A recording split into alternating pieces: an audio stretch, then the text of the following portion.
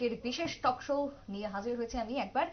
এবং আজকে রামময় গোটা দেশ গোটা দুনিয়া সেই নিয়ে আমার সঙ্গে স্টুডিওতে রয়েছেন তিনজন বিশিষ্ট নাগরিক রাজ্যের, যার মধ্যে আমি প্রথমেই পরিচয় করে দেবো। আমার একেবারে পাশে রয়েছেন ডক্টর জয়ন্ত চক্রবর্তী। জয়ন্তবাবু, নিউজ ভ্যানগার্ডের পর্দায় আপনাকে স্বাগত। তিনি অধ্যাপক, ত্রিপুরা টিআইটি নরসিংগড়ে। অন্যদিকে আমার পাশে রয়েছেন অভিজিৎ দেব, তিনি শ্রম পরিষদ ত্রিপুরা সরকার, এবং তার পাশাপাশি রয়েছেন ডক্টর কনক চৌধুরী, সহকারী অধ্যাপক, জিবি হাসপাতালের। তিনজন বিশিষ্ট নাগরিক রয়েছেন আমাদের সঙ্গে স্টুডিওতে। কথা বলবো আজকে রাম মন্দির উদ্বোধন, বিশেষ মহেন্দ্র খন এবং প্রধানমন্ত্রী নরেন্দ্র মোদী ইতিমধ্যেই রয়েছেন উপস্থিত রাম মন্দিরে। উদ্বোধনের সেই মুহূর্ত দেখাবো সরাসরি, তারপরে আসবো আলোচনায়। তবে এই মুহূর্তে সরাসরি দেখুন, প্রধানমন্ত্রী আরতি করছে রামলালার মূর্তিতে, প্রাণ প্রতিষ্ঠা চলছে। অযোধ্যা থেকে সরাসরি নিউজ ভ্যানগার্ড দেখাচ্ছে সেই ছবি। আরো একবার জানিয়ে রাখি, প্রধানমন্ত্রী নরেন্দ্র মোদী তিনি উপস্থিত রয়েছেন অযোধ্যায়। রামলালার মূর্তিতে চলছে আরতি। উপস্থিত রয়েছেন আরএসএস প্রধান মোহন ভাগবত থেকে শুরু করে বহু সাধু সন্তরা। প্রধানমন্ত্রীর সেই ছবি আপনারা দেখছেন সরাসরি।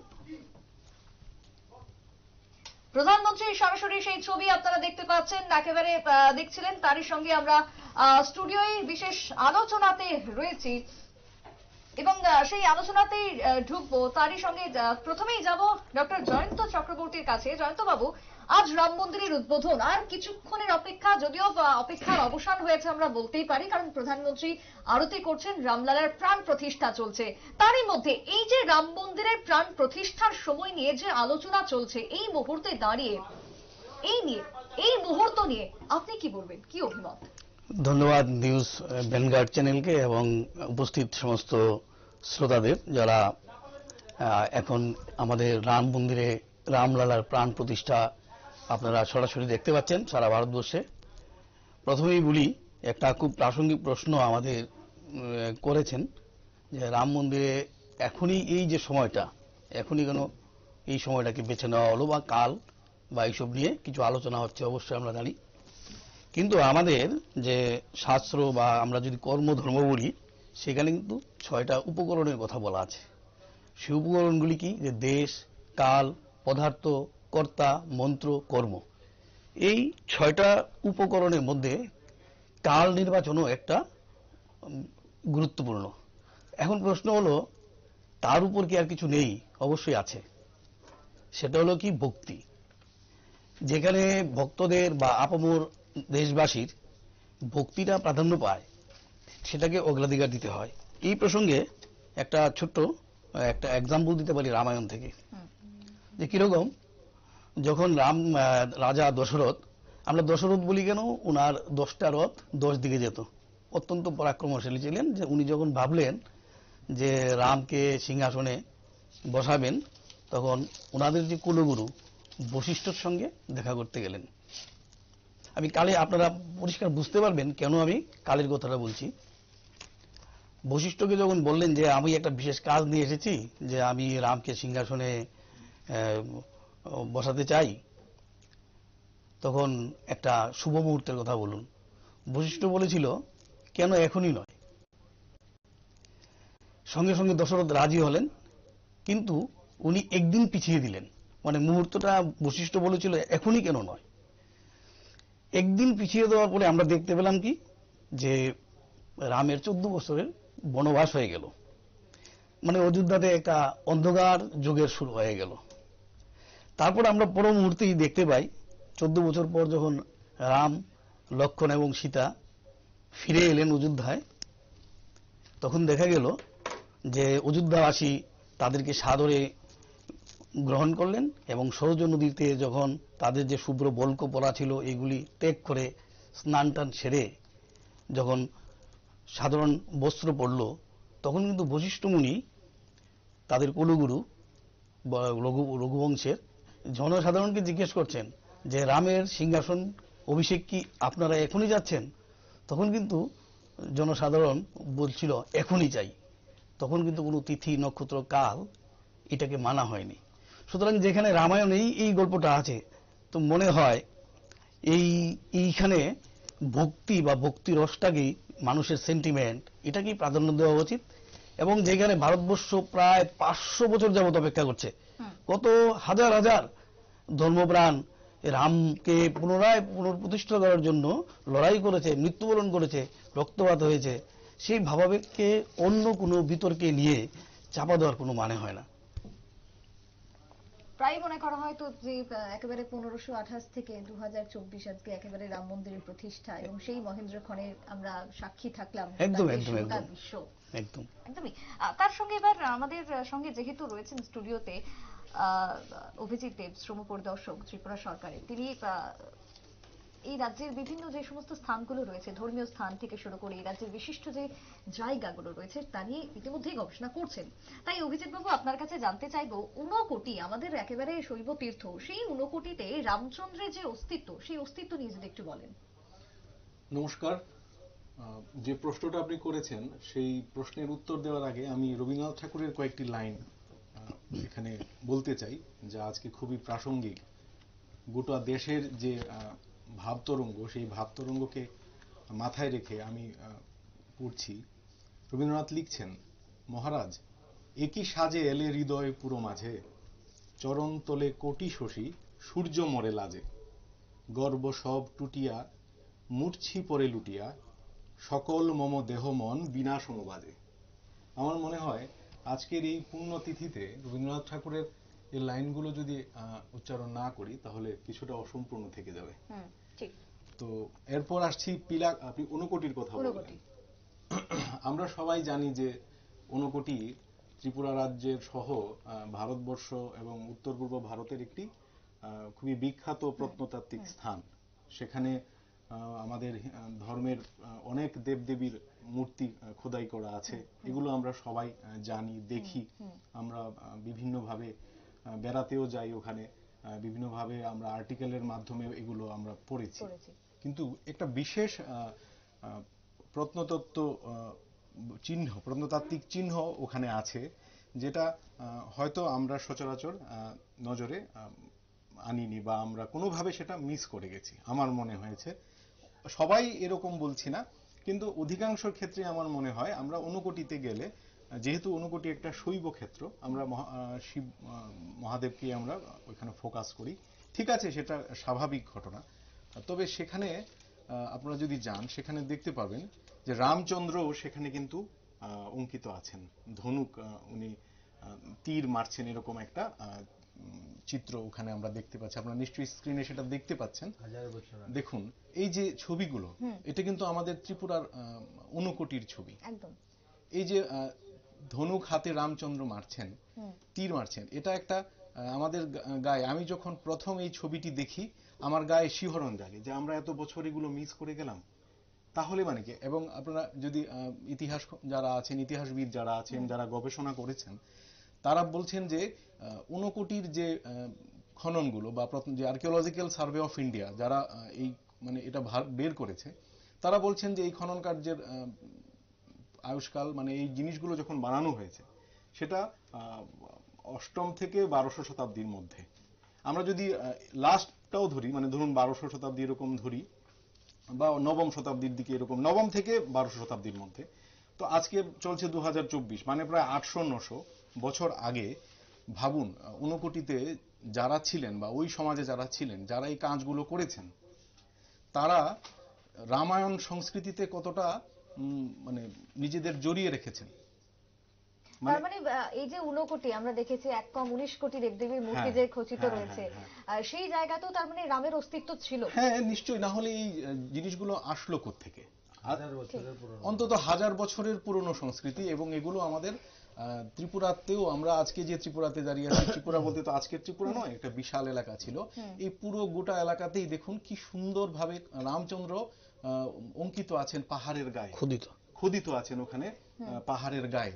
এটা এটা প্রমাণ করে যে আমাদের যে সমাজ ব্যবস্থা, আমরা যারা আজকের প্রজন্ম বা আমাদের যারা পূর্বপুরুষ, তারা কিন্তু ভারতের যে আধ্যাত্মিক দর্শন, সেই আধ্যাত্মিক দর্শন থেকে কোনোভাবেই মানে বিচ্ছিন্ন ছিলেন না। এটা আমার ব্যক্তিগত মত, এবং এই মতের পক্ষে আমি প্রমাণ হিসেবে এই ঊনকোটির এই চিত্রটিকে তুলে ধরতে চাই। রাজ্যের মানুষ জানুক, অনেকেই হয়তো জানেন, এবং আজকে আমরা যারা মানে নতুন প্রজন্মের মানুষ, নতুন প্রজন্মের ছেলে মেয়ে, বা আমাদের যারা পরবর্তী সময়ে মানে পরের জেনারেশন, যারা আমাদের থেকে যারা জুনিয়র আছেন, তারাও এই জিনিসগুলো জানুক, so that they can feel more attached to the mainstream India, to our philosophy, আমাদের দর্শন, রামায়ণ। কারণ রামায়ণ কি? রামায়ণ আমাদের ভারতবর্ষের দর্শনের মূল ভিত্তি। রামচন্দ্র থেকে আমাদের ব্যক্তিগত জীবনে অনেক কিছু শেখার আছে, এবং তাঁরই ছবি এখানে মানে খোদাই করা আছে। এটা তো আমাদের সেই ভারতবর্ষের মূল স্রোতের সঙ্গে আমাদের কানেক্ট করে, আমরা এটা অস্বীকার করতে পারি না। ঠিক।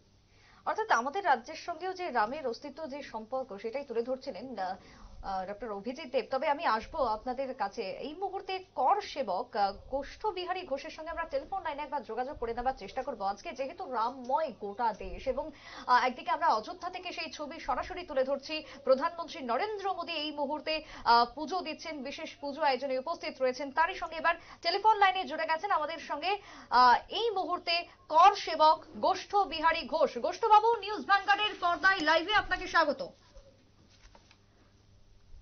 যোগাযোগ বিচ্ছিন্ন হয়, আমরা আরো একবার চেষ্টা করে নেবো কথা বলার, যোগাযোগ করে নেবার। তবে জানিয়ে রাখি, ইতিমধ্যেই আমার সঙ্গে স্টুডিওতে উপস্থিত রয়েছেন বিশেষ 3 জন, কিন্তু তারই সঙ্গে রামময় গোটা দেশ, রামময় গোটা বিশ্ব এই মুহূর্তে, এবং আমাদের রাজ্যের সঙ্গে ত্রিপুরার সঙ্গেও যে রামের কোথাও না কোথাও গিয়ে একটা সম্পর্ক রয়েছে, সেই কথাই তুলে ধরছিলেন অভিজিৎ বাবু। আমি এবার একটু ডক্টর কনক চৌধুরীর কাছে যাব। কনক বাবু, রাম কার, যদি আজকের দিনে দাঁড়িয়ে এই প্রশ্ন আপনাকে করি, এই মুহূর্তে রাম মন্দির উদ্বোধন আমরা সরাসরি সকাল থেকে সেই ছবি তুলে ধরছি, তারই মধ্যে এবার রাম কার, এই প্রশ্নের উত্তর আপনি কি দেবেন? রাম সবার, রাম ভারতের, রাম আমার, রাম আপনার। তো রাম আজকে যে সৌধ নির্মিত হচ্ছে, এই সৌধকে আমি তো বলবো যে অন্যদের সঙ্গে আমি উচ্চারণ করতে চাই যে এটা একটা কালোত্তীর্ণ সৌধ নির্মাণ। এটা সময় পার হয়ে এসছে।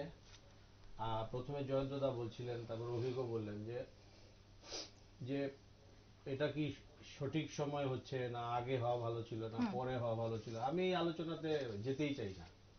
আমি যেটা মনে করি যে, যেটা দাদা বলছিলেন শুভস্য শীঘ্রম, দেরি হয়ে গেছে, কিন্তু এখন গিয়ে যেটা হয়েছে এটা আরো আগে হওয়াই দরকার ছিল, সেটা এখন হয়েছে। যে মানুষের মধ্যে যে স্বতঃস্ফূর্ততা আমরা দেখতে পাচ্ছি, সবার মধ্যে যে উচ্চারণ আমরা দেখতে পাচ্ছি। কারণ রাম এমন একটা নাম, আপনি মরা থেকে বাল্মীকি রামে এসছে।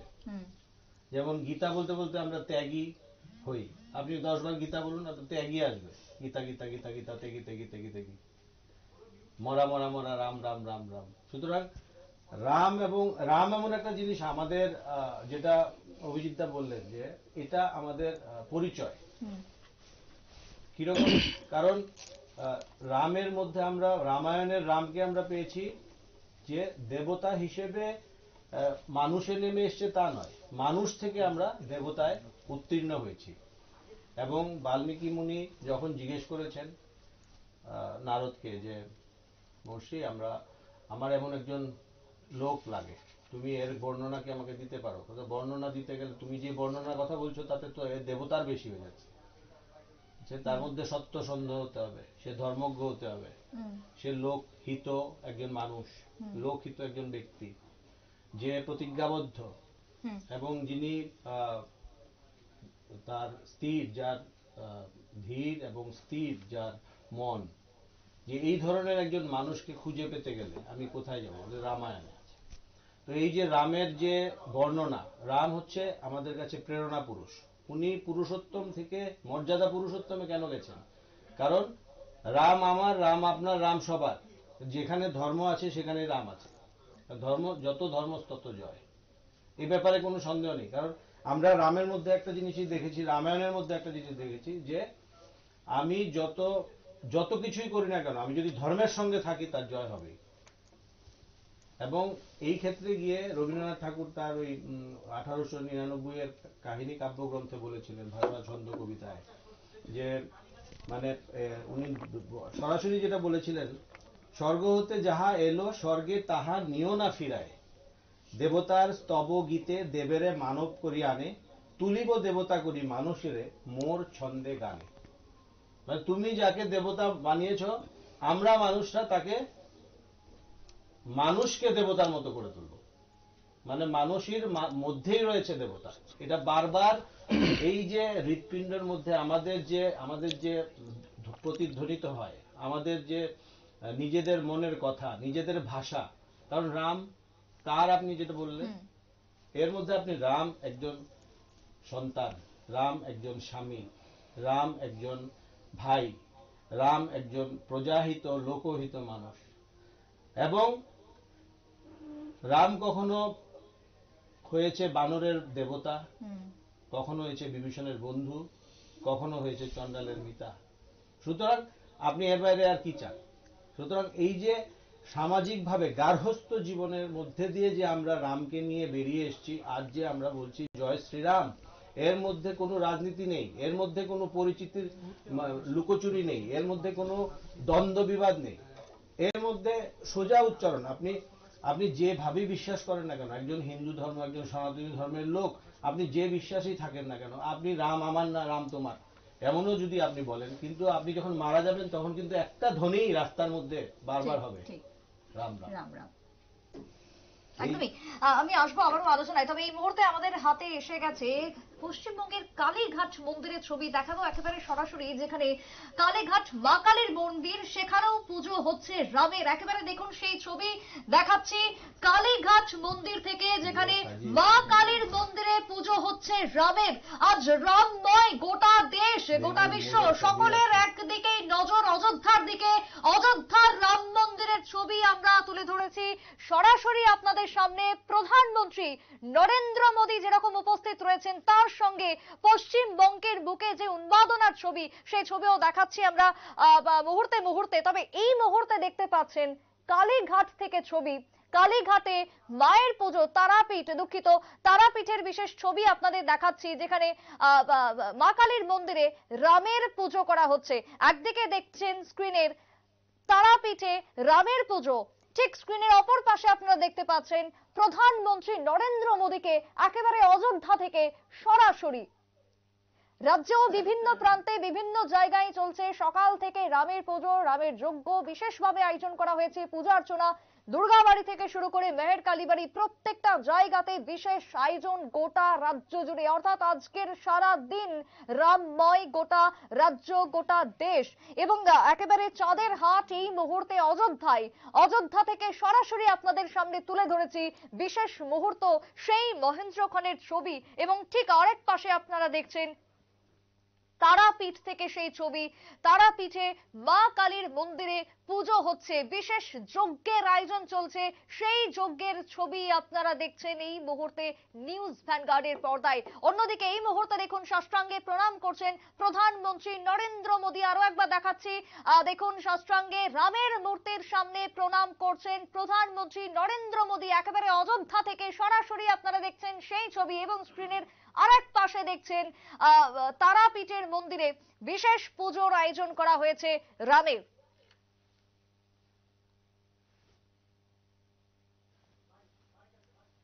তারাপীঠে কি বক্তব্য উঠে আসছে তারাপীঠ থেকে সংশ্লিষ্টের, কি জানাচ্ছেন নিউজ ভ্যানগার্ডকে আজকের দিনে, শুনুন।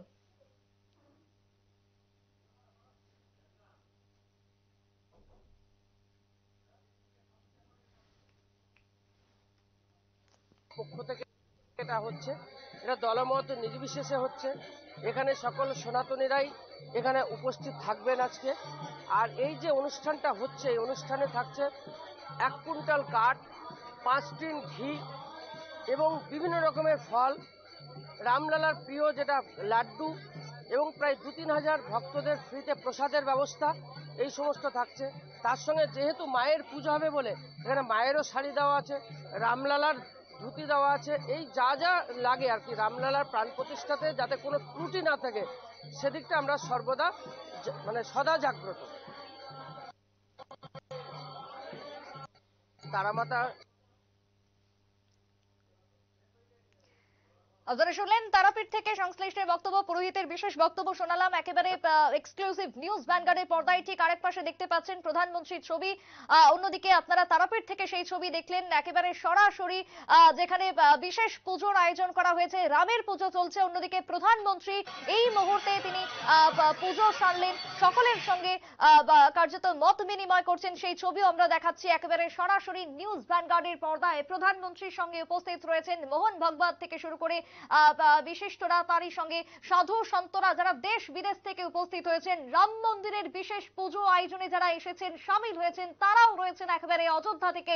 সরাসরি নিউজ ভ্যানগার্ডের পর্দায় আপনারা দেখতে পাচ্ছেন একেবারে সেই ছবি। আরো একবার দেখাই, আমরা স্টুডিওয় আলোচনায় ফিরবো, কিন্তু তার আগে দেখিয়ে রাখি তারাপীঠ থেকে একদিকে আপনারা ছবি দেখছেন, আরেক দিক থেকে দেখছেন অযোধ্যা থেকে সেই ছবি সরাসরি আপনাদের সামনে তুলে ধরেছেন নিউজ ভ্যানগার্ড। প্রধানমন্ত্রী পুজো দিলেন, রামলালার প্রাণ প্রতিষ্ঠা করলেন, সেই ছবি নিউজ ভ্যানগার্ড তুলে ধরেছে একেবারে মুহূর্তে মুহূর্তে। অন্যদিকে তারাপীঠ, যে তারাপীঠে বছরের প্রত্যেকটা সময় হাজার হাজার ভক্ত সমাগমের ভিড় হয়, মা কালীর মন্দিরে পুজো দিতে দূর দূরান্ত থেকে যান ভক্ত সমাগম, সেই জায়গাতেও আজকে রাম পুজোর বিশেষ আয়োজন চলছে। রামের জন্য বিশেষ পুজো, তারাপীঠ মন্দিরে চলছে বিশেষ যজ্ঞের আয়োজন। রাজ্যের বুকেও একাংশ মন্দিরে সেই ছবি পরিলক্ষিত হয়েছে।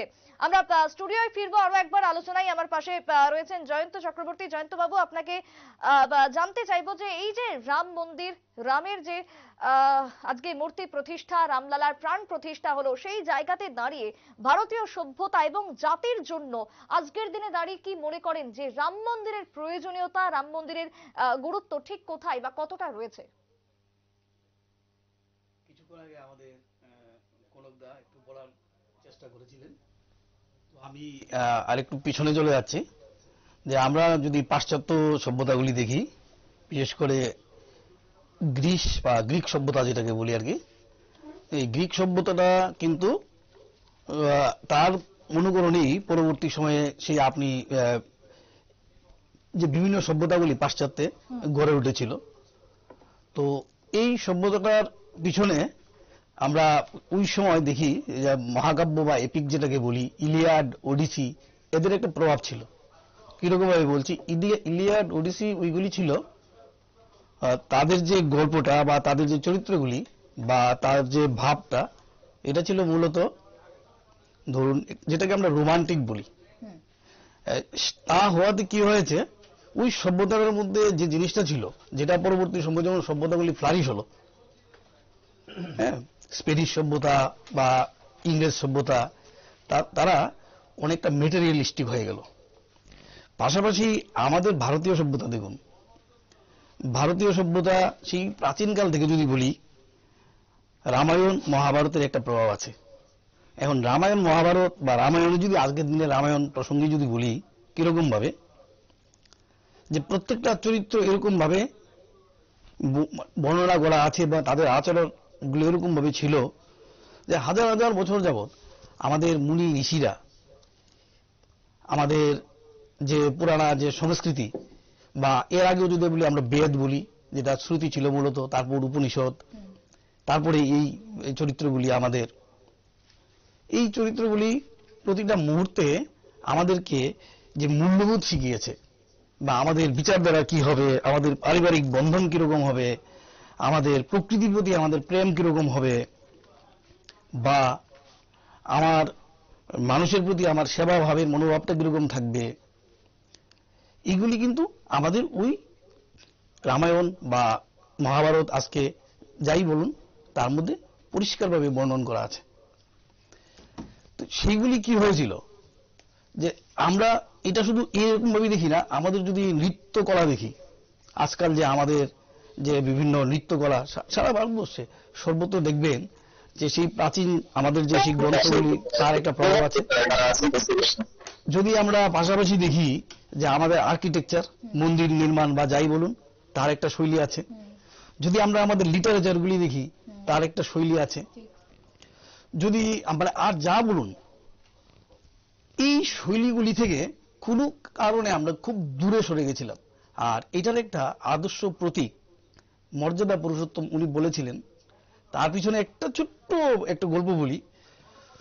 আমরা জানি রাবণের বোন শর্পণখা ছিলেন খুবই সুন্দরী। রাম যখন বনবাসে গেলেন, বনের মধ্যে একা পেয়ে গেলেন রামকে। উনি রামকে প্রেম নিবেদন করলেন এবং বললেন বিয়ে করতে। আজকালকার দিনে কি হয়, এরকম সময় যে কোনো মানুষ তার একটা নৈতিক চরিত্রের অধঃপতন হয়ে সে হয়তো তার আহ্বানে সাড়া দিত, বা একটা সেই হিসেবে যেটা অবৈধ বা অশ্লীল কার্যকলাপগুলি তার সঙ্গে লিপ্ত হতে পারত বনের মধ্যে। কিন্তু রাম উপলব্ধি করলেন আমি তো বিবাহিত, আমি কেন এই কাজটা করব। শর্পণখাকে কিন্তু উনি এটা বললেন। তার জন্যই রামকে আমরা মর্যাদা পুরুষোত্তম বলি। উনার জন্মভূমি হলো অযোধ্যা। সেই অযোধ্যায় যদি আজকে সেই অযোধ্যাটাকে কেন বাবর প্রসঙ্গ আনতে যাচ্ছি না, কেন এই মন্দিরটাকে আক্রমণ করা হলো, এটা ছিল পরিষ্কার একটা পরিকল্পনা। আমাদের যে ভারতীয়দের যে নিজস্ব চেতনা, আমাদের যে ফিলোসফি দর্শন, সেটাকে ভেঙে দিয়ে আমাদের সমাজ ব্যবস্থাটাকে ভেঙে টুকরো টুকরো করে দিয়ে আমাদের মধ্যে একটা বিচ্ছিন্নতার মনোভাব তৈরি করে দেওয়া। প্রায় তো বলা যায় যে 134 বছরের বিতর্ক এবং অবশেষে সুপ্রিম কোর্টের রায় একদম একদম অবশ্যই দেখেছি 19-এ। তো সেই জায়গাতে রাম মন্দিরে আজকে রামলালার প্রাণ প্রতিষ্ঠা আমাদের ভারতকে তো অবশ্যই একটা, ভারত না শুধু, আমরা ভারতকে জগৎগুরু বলি, সেই জগৎগুরুই ছিল আমাদের বৈশিষ্ট্য। সেটা থেকে আমরা অনেকটা দূরে চলে গেছিলাম। আমি আশাবাদী যে আমাদের এই রাম মন্দির উদ্বোধনের মাধ্যমে বা রামলালার প্রাণ প্রতিষ্ঠা, মন্দির তো আগে থেকেই ছিল, ভারতবাসীর মধ্যে আবার সেই নবজাগরণ শুরু হবে। একদমই। এবং আমরা রাম নিয়ে যেহেতু আলোচনা করছি আজকে, রামময় রয়েছে গোটা দেশ। বারবারই যে কথা বলতে হয় শুরু থেকে একেবারে শেষ পর্যন্ত, কারণ আজকে সকাল থেকে নিউজ ভ্যানগার্ডও রাম মন্দিরকে কেন্দ্র করে কোথায় কোন জায়গাতে কোন পরিস্থিতিতে কি আয়োজন চলছে সেই ছবি সব সময় সমস্ত কিছু আমরা দেখাচ্ছি। একদমই, আমি আসবো, আলোচনাতে ফিরবো, তবে তারই মধ্যে আমাদের রাজ্যের এই মুহূর্তের কি পরিস্থিতি রয়েছে আমরা তুলে ধরবো। সরাসরি আমাদের প্রতিনিধিরা রয়েছে বিভিন্ন প্রান্তে ছড়িয়ে ছিটিয়ে। এই মুহূর্তে অর্ণব বিশ্বাস আমাদের প্রতিনিধি রয়েছে রাজ্যের বিজয় কুমার চৌমুহনী থেকে। সেখানে বিশেষ আয়োজন চলছে রাম মন্দির উদ্বোধনকে কেন্দ্র করেই সব আয়োজন বলে আমরা খবর পাচ্ছি। অর্ণব, তুমি রয়েছো আমাদের সঙ্গে একেবারে সরাসরি, কোন জায়গা থেকে রয়েছে এবং কি আয়োজন তুমি দেখতে পাচ্ছ? রাম মন্দির উদ্বোধনকে কেন্দ্র করে কিন্তু একটা ব্যাপক উৎসাহ উদ্দীপনা রয়েছে এই মুহূর্তে। রাম মন্দির উদ্বোধনকে কেন্দ্র করে কিন্তু একটা ব্যাপক উৎসাহ উদ্দীপনা রয়েছে এই মুহূর্তে। আগরতলা শহরের বিভিন্ন জায়গাতে কিন্তু বিজয় কুমার চৌমুহনীতে কিন্তু একটা খুব সুন্দর যজ্ঞের আয়োজন করা হয়েছে। যে রাম মন্দির, সেই রাম মন্দিরের আজকে উদ্বোধন এবং তার পাশাপাশি রামলালার প্রাণ প্রতিষ্ঠার যে প্রক্রিয়া সেটা সম্পন্ন হয়েছে এবং এই মুহূর্তে এখানে কিন্তু দেখা যাচ্ছে খুব সুন্দর একটা যজ্ঞের আয়োজন করা হয়েছে। আমি আমার সঙ্গে নূতনদা রয়েছে, নূতনদাকে বলবো একটু সামনে গিয়ে দেখানোর জন্য সেই যজ্ঞের প্রস্তুতি। যজ্ঞ এখনো পুরোপুরি শুরু হয়নি, তবে যজ্ঞের যে প্রস্তুতি যারা পুরোহিতরা রয়েছেন তারা কিন্তু করছেন সেই যজ্ঞের প্রস্তুতি। এবং তার পাশাপাশি আমরা দেখতে পাচ্ছি খুব সুন্দরভাবে শ্রীরামের একটি ছবিতে মালা দিয়ে তার পুজোর ব্যবস্থাও করা হয়েছে। রাজ্যের বিভিন্ন জায়গাতে কিন্তু একই রকম ভাবে পুজোর ব্যবস্থা করা হয়েছে। যারা উদ্যোক্তারা রয়েছেন তাদের সঙ্গে একটু কথা বলার চেষ্টা করবো। অনেককেই আমরা দেখতে পাচ্ছি এলাকার যারা বসে রয়েছেন এখানে, যারা পুজো দেখতে, যজ্ঞ দেখতে, তারা কিন্তু এসেছেন এই মুহূর্তে। বিভিন্ন জায়গাতে এই মুহূর্তে কিন্তু পুজোর ব্যবস্থাও কিন্তু করা রয়েছে। আমরা যারা উদ্যোক্তারা রয়েছেন তাদের সঙ্গে একটু কথা বলার চেষ্টা করবো।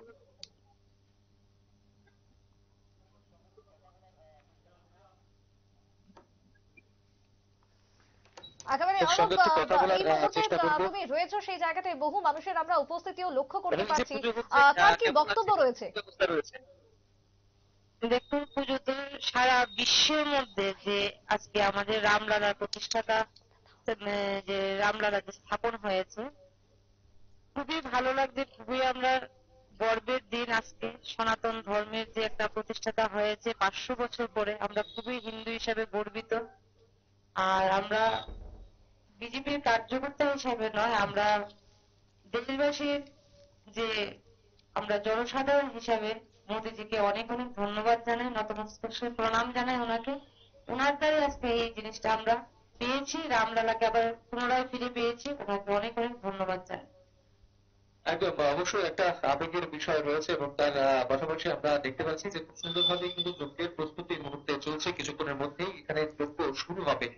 আরো যারা সাধারণ মানুষেরা রয়েছেন তাদের সঙ্গে একটু কথা বলার চেষ্টা করবো। আজকের এই যে যজ্ঞের ব্যবস্থা করা হয়েছে বিজয় কুমার চৌমুহনীতে, অন্যান্য জায়গাতে শ্রীরামের পুজোর কথা হচ্ছে, তাদের সঙ্গে কিন্তু কথা বলার আমরা একটু চেষ্টা করবো। যারা সাধারণ মানুষেরা রয়েছে তাদের সঙ্গে কথা বলবো। দাদা, কেমন লাগছে এই পুজো যে হচ্ছে? ভালো লাগছে। একদিকে বিভিন্ন মানুষ, সাধারণ মানুষরা এসেছেন, একদিকে অযোধ্যাতে আমরা দেখলাম যে শ্রীরাম মন্দিরের উদ্বোধন হয়েছে, তো সেই বিষয়টা একই রকম ভাবে তার ছোঁয়া আগরতলা শহরে আমরা দেখতে পাচ্ছি। সেই বিষয়টাকে কেমন ভাবে দেখছেন? উৎসবের একটা খুব ভালো লাগছে। তো আজকে আপনারা তো এখানকারই, এখানে যোগ্যতা করা হচ্ছে, যে কি কি প্রিপারেশন হচ্ছে এবং কি কি হবে এখানে? যোগ্য হবে ব্যাপার তো প্রচার ব্যবস্থা করা হয়েছে। তো আমরা দেখতে পাচ্ছি যে খুবই ভালো লাগছে, প্রত্যেকেই কিন্তু সেই কথাই বলছেন সুপ্রতি, এবং আমরা একটু যাওয়ার চেষ্টা করবো। অনেক মহিলারাও কিন্তু রয়েছেন এই সাইডে, এবং তারাও কিন্তু বেশ ভক্তি ভরে আজকে এখানে চলে এসেছেন, এবং সকাল থেকেই। অর্ণব, তোমার মাধ্যমে একটা বিষয় জানার চেষ্টা করব, যে দেখো আজকে রাম মন্দিরের উদ্বোধন, সকাল থেকে একটা উন্মাদনা আমরা দেখতে পাচ্ছি।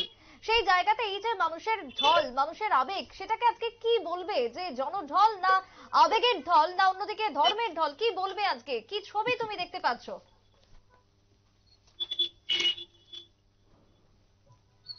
সরাসরি আপনাদের সামনে তুলে ধরেছি বিজয় কুমার চৌমুহনী। অবশ্যই জনভোট অবশ্যই রয়েছে, এবং সেটা আবেগ যে একটা রয়েছে, ভক্তি যে রয়েছে, একটা আবেগের ঢল অবশ্যই রয়েছে, এবং একটা যে ভক্তির বিষয় রয়েছে তা কিন্তু বলার অপেক্ষা রাখে না। প্রত্যেকে যারা রাম মন্দির ইতিহাস জেনে থাকেন, তার সঙ্গে যে একটা আবেগ রয়েছে, রাম মন্দিরের যে ঐতিহ্য রয়েছে, তাকে কেন্দ্র করে কিন্তু যে গোটা দেশ জুড়ে একটা বিভিন্ন প্রধানমন্ত্রী নরেন্দ্র মোদীও ডাকিয়েছিলেন মন্দির পরিষ্কার করা থেকে শুরু করে, সেগুলো কিন্তু ত্রিপুরা রাজ্য একই রকম ভাবে পালিত হয়েছে। এবং আজকের দিন দাঁড়িয়ে রাম মন্দিরের উদ্বোধনের দিন কিন্তু প্রত্যেকে আমরা রাজ্যের সাধারণ মানুষ কিন্তু সবাই রামা চেয়েছেন ভক্তি ভরে, শ্রদ্ধা ভরে, কিন্তু শ্রীরামের এই যে আবারও প্রত্যাবর্তন, প্রত্যেকে যেটা বলছেন অযোধ্যাতে, সেটা কিন্তু অবশ্যই সেলিব্রেট করছেন। এবং এক প্রকার বলা চলে যে এই সময়টা উৎসবের সময় বলে আমরা জানি না, কিন্তু আজকের দিন থেকে হয়তো বা এই সময়টা, এই দিনটা কিন্তু একটা উৎসব হিসাবে পরিলক্ষিত হবে আজকের দিনে এবং আগামী দিনে। আমরা চলে যাবো, একটু দেখবো যে প্রিপারেশন কিভাবে হচ্ছে। অর্ণব, তুমি তো বাইরে রয়েছো, এবং কোন কোন জায়গার কি কি পরিস্থিতি দেখছো আজকে? যদিও সকাল থেকে আমরা বিভিন্ন জায়গার ছবি দেখিয়েছি রাজ্যবাসীকে, একদিকে মুখ্যমন্ত্রী, অন্যদিকে কেন্দ্রীয় প্রতিমন্ত্রী, সকলেই উপস্থিত ছিলেন বিশেষ বিশেষ যজ্ঞে। তারই সঙ্গে তুমি যেহেতু এই মুহূর্তে রয়েছো বাইরে, তাই সেই জায়গাতে বাইরের কি পরিবেশ দেখছো?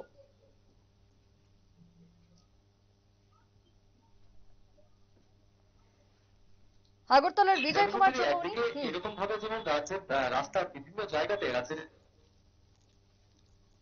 আমরা কিন্তু দেখতে পাচ্ছি যে প্রচুর সাধারণ মানুষ কিন্তু বেরিয়েছেন, এবং অনেক গাড়ি থেকে শুরু করে অনেক বাইকের মধ্যে কিন্তু গেরুয়া কালার পতাকা লাগিয়ে কিন্তু অনেকে বেরিয়েছেন। এবং এক প্রকার বলা ছিল সাধারণ মানুষের যে একটা উৎসাহ, সাধারণ মানুষের যে একটা উদ্দীপনা, সেটা দেখে কিন্তু সহজেই অনুভূত হচ্ছে। এবং আজকে একটা উৎসবের দিন, আজকে যেন প্রত্যেকেই কেন্দ্র করে আমরা যে উৎসাহ উদ্দীপনাটা হয়তো লক্ষ্য করি, যে দিনটা লক্ষ্য করি দুর্গাপুজোতে, তা এরকমের যেগুলো একটা পুজো পার্বণও লক্ষ্য করি, আজকের দিনে এই শ্রীরাম এর আরাধনায় যেভাবে ব্রতী হয়েছেন রাজ্যবাসী, সেটা থেকে কিন্তু সেটাই দেখা যাচ্ছে সুপ্রীতি।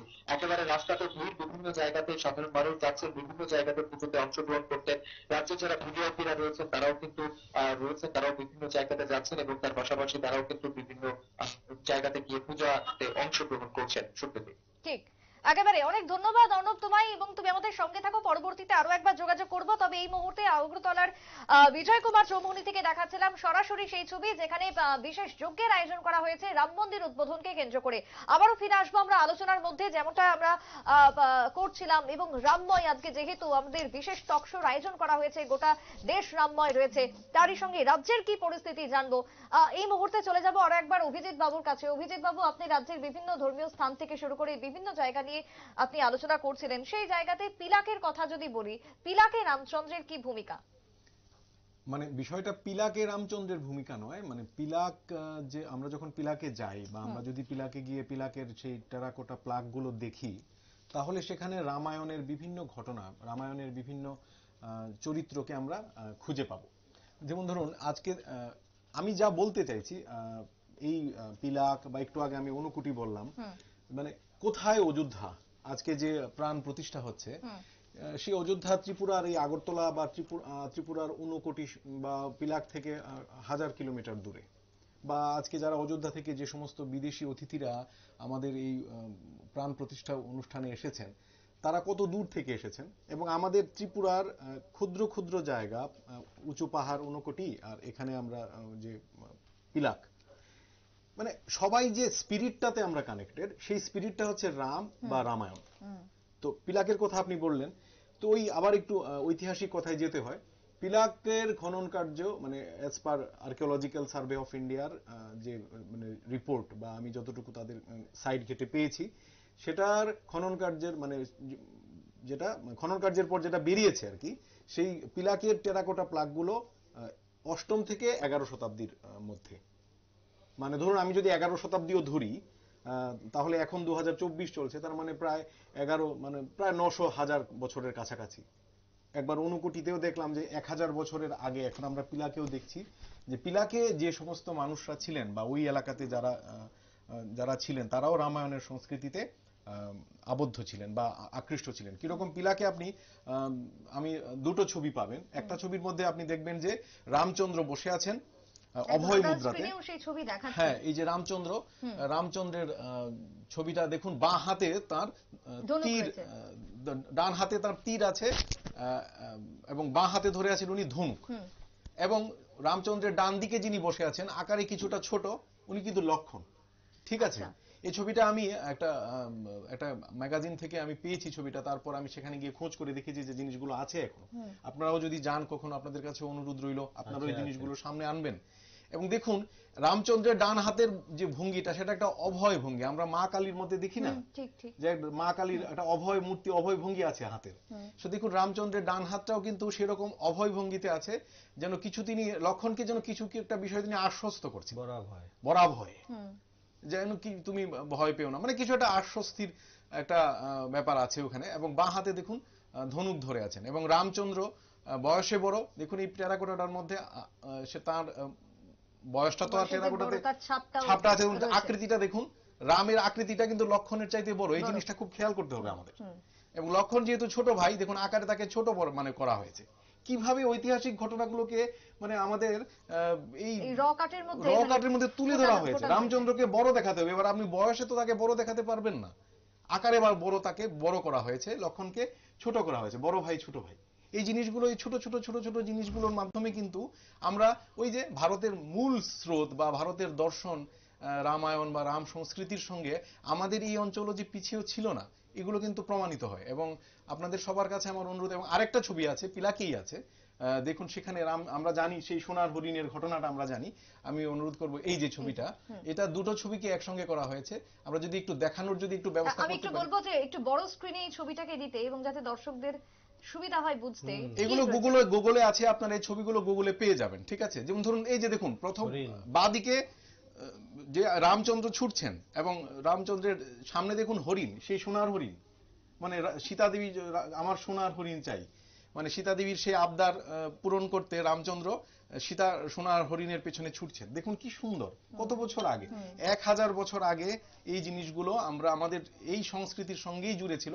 আমরা হয়তো কোথাও একটু এড়িয়ে গেছি সময়ের কালের ব্যবধানে। আমাদের আজকের দিনেও যদি আমরা হয়তো যাই, চোখে পড়ে, কিন্তু এইভাবে হয়তো আমরা কেউই দেখি না। এটা আমার অনুরোধ থাকবে, আপনারা যেহেতু মিডিয়ার মানুষ, খুব বাস্তব যে আমরা যাচ্ছি দেখছি, কিন্তু হয়তো সেভাবে ফুটে। এবং এই ছবিগুলো গুগলেও আছে, আমি গুগলেও ঘেটে দেখেছি। মানে আমার মূল কথা হচ্ছে আমরা আজকের প্রজন্ম, আজকের মানুষ জানুক যে রামচন্দ্র কখনো উত্তর ভারতীয় ছিলেন না, প্রশ্নই উঠে না। রামচন্দ্র উত্তর থেকে দক্ষিণ, পূর্ব থেকে পশ্চিম। কনকবাবু বলছিলেন যে রাম সবার, হ্যাঁ রাম সবার, কোনো জায়গায় উনি কোনো ধর্মের নন, উনি কোনো ধর্মের নন, উনি কোনো সংস্কৃতির নন। উনি রামচন্দ্র নিজেই সংস্কৃতি, যে সংস্কৃতি ভারতীয় সংস্কৃতির পুরোধা।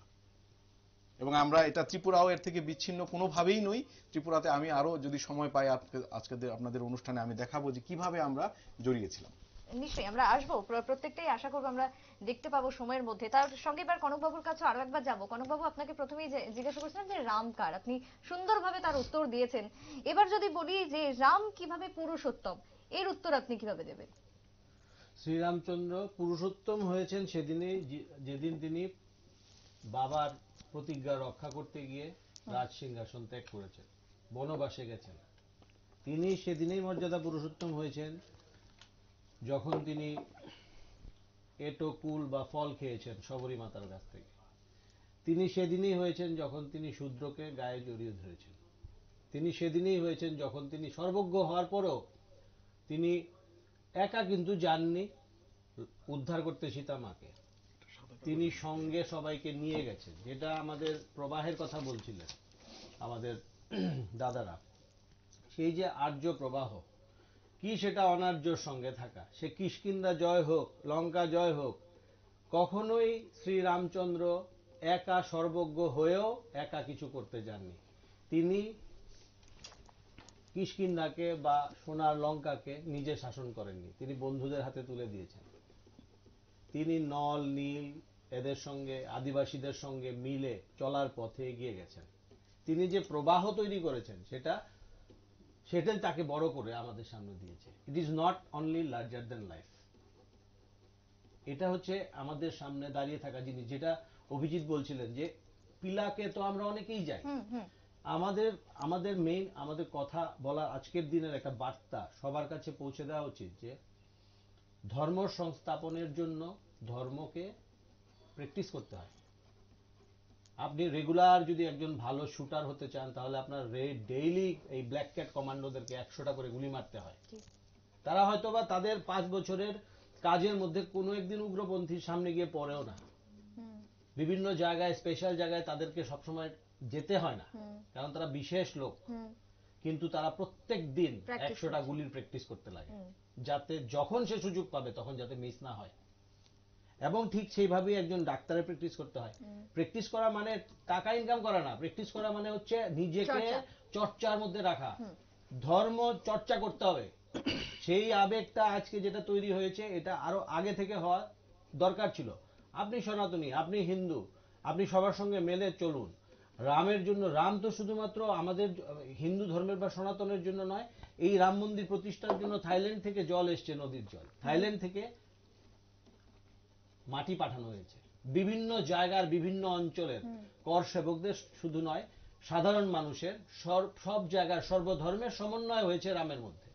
আপনি যদি দেখেন যে রামায়ণ বলছিলেন উনি পিলাকের কথা, রামায়ণ শুধু কীর্তিবাসী রামায়ণ নয়।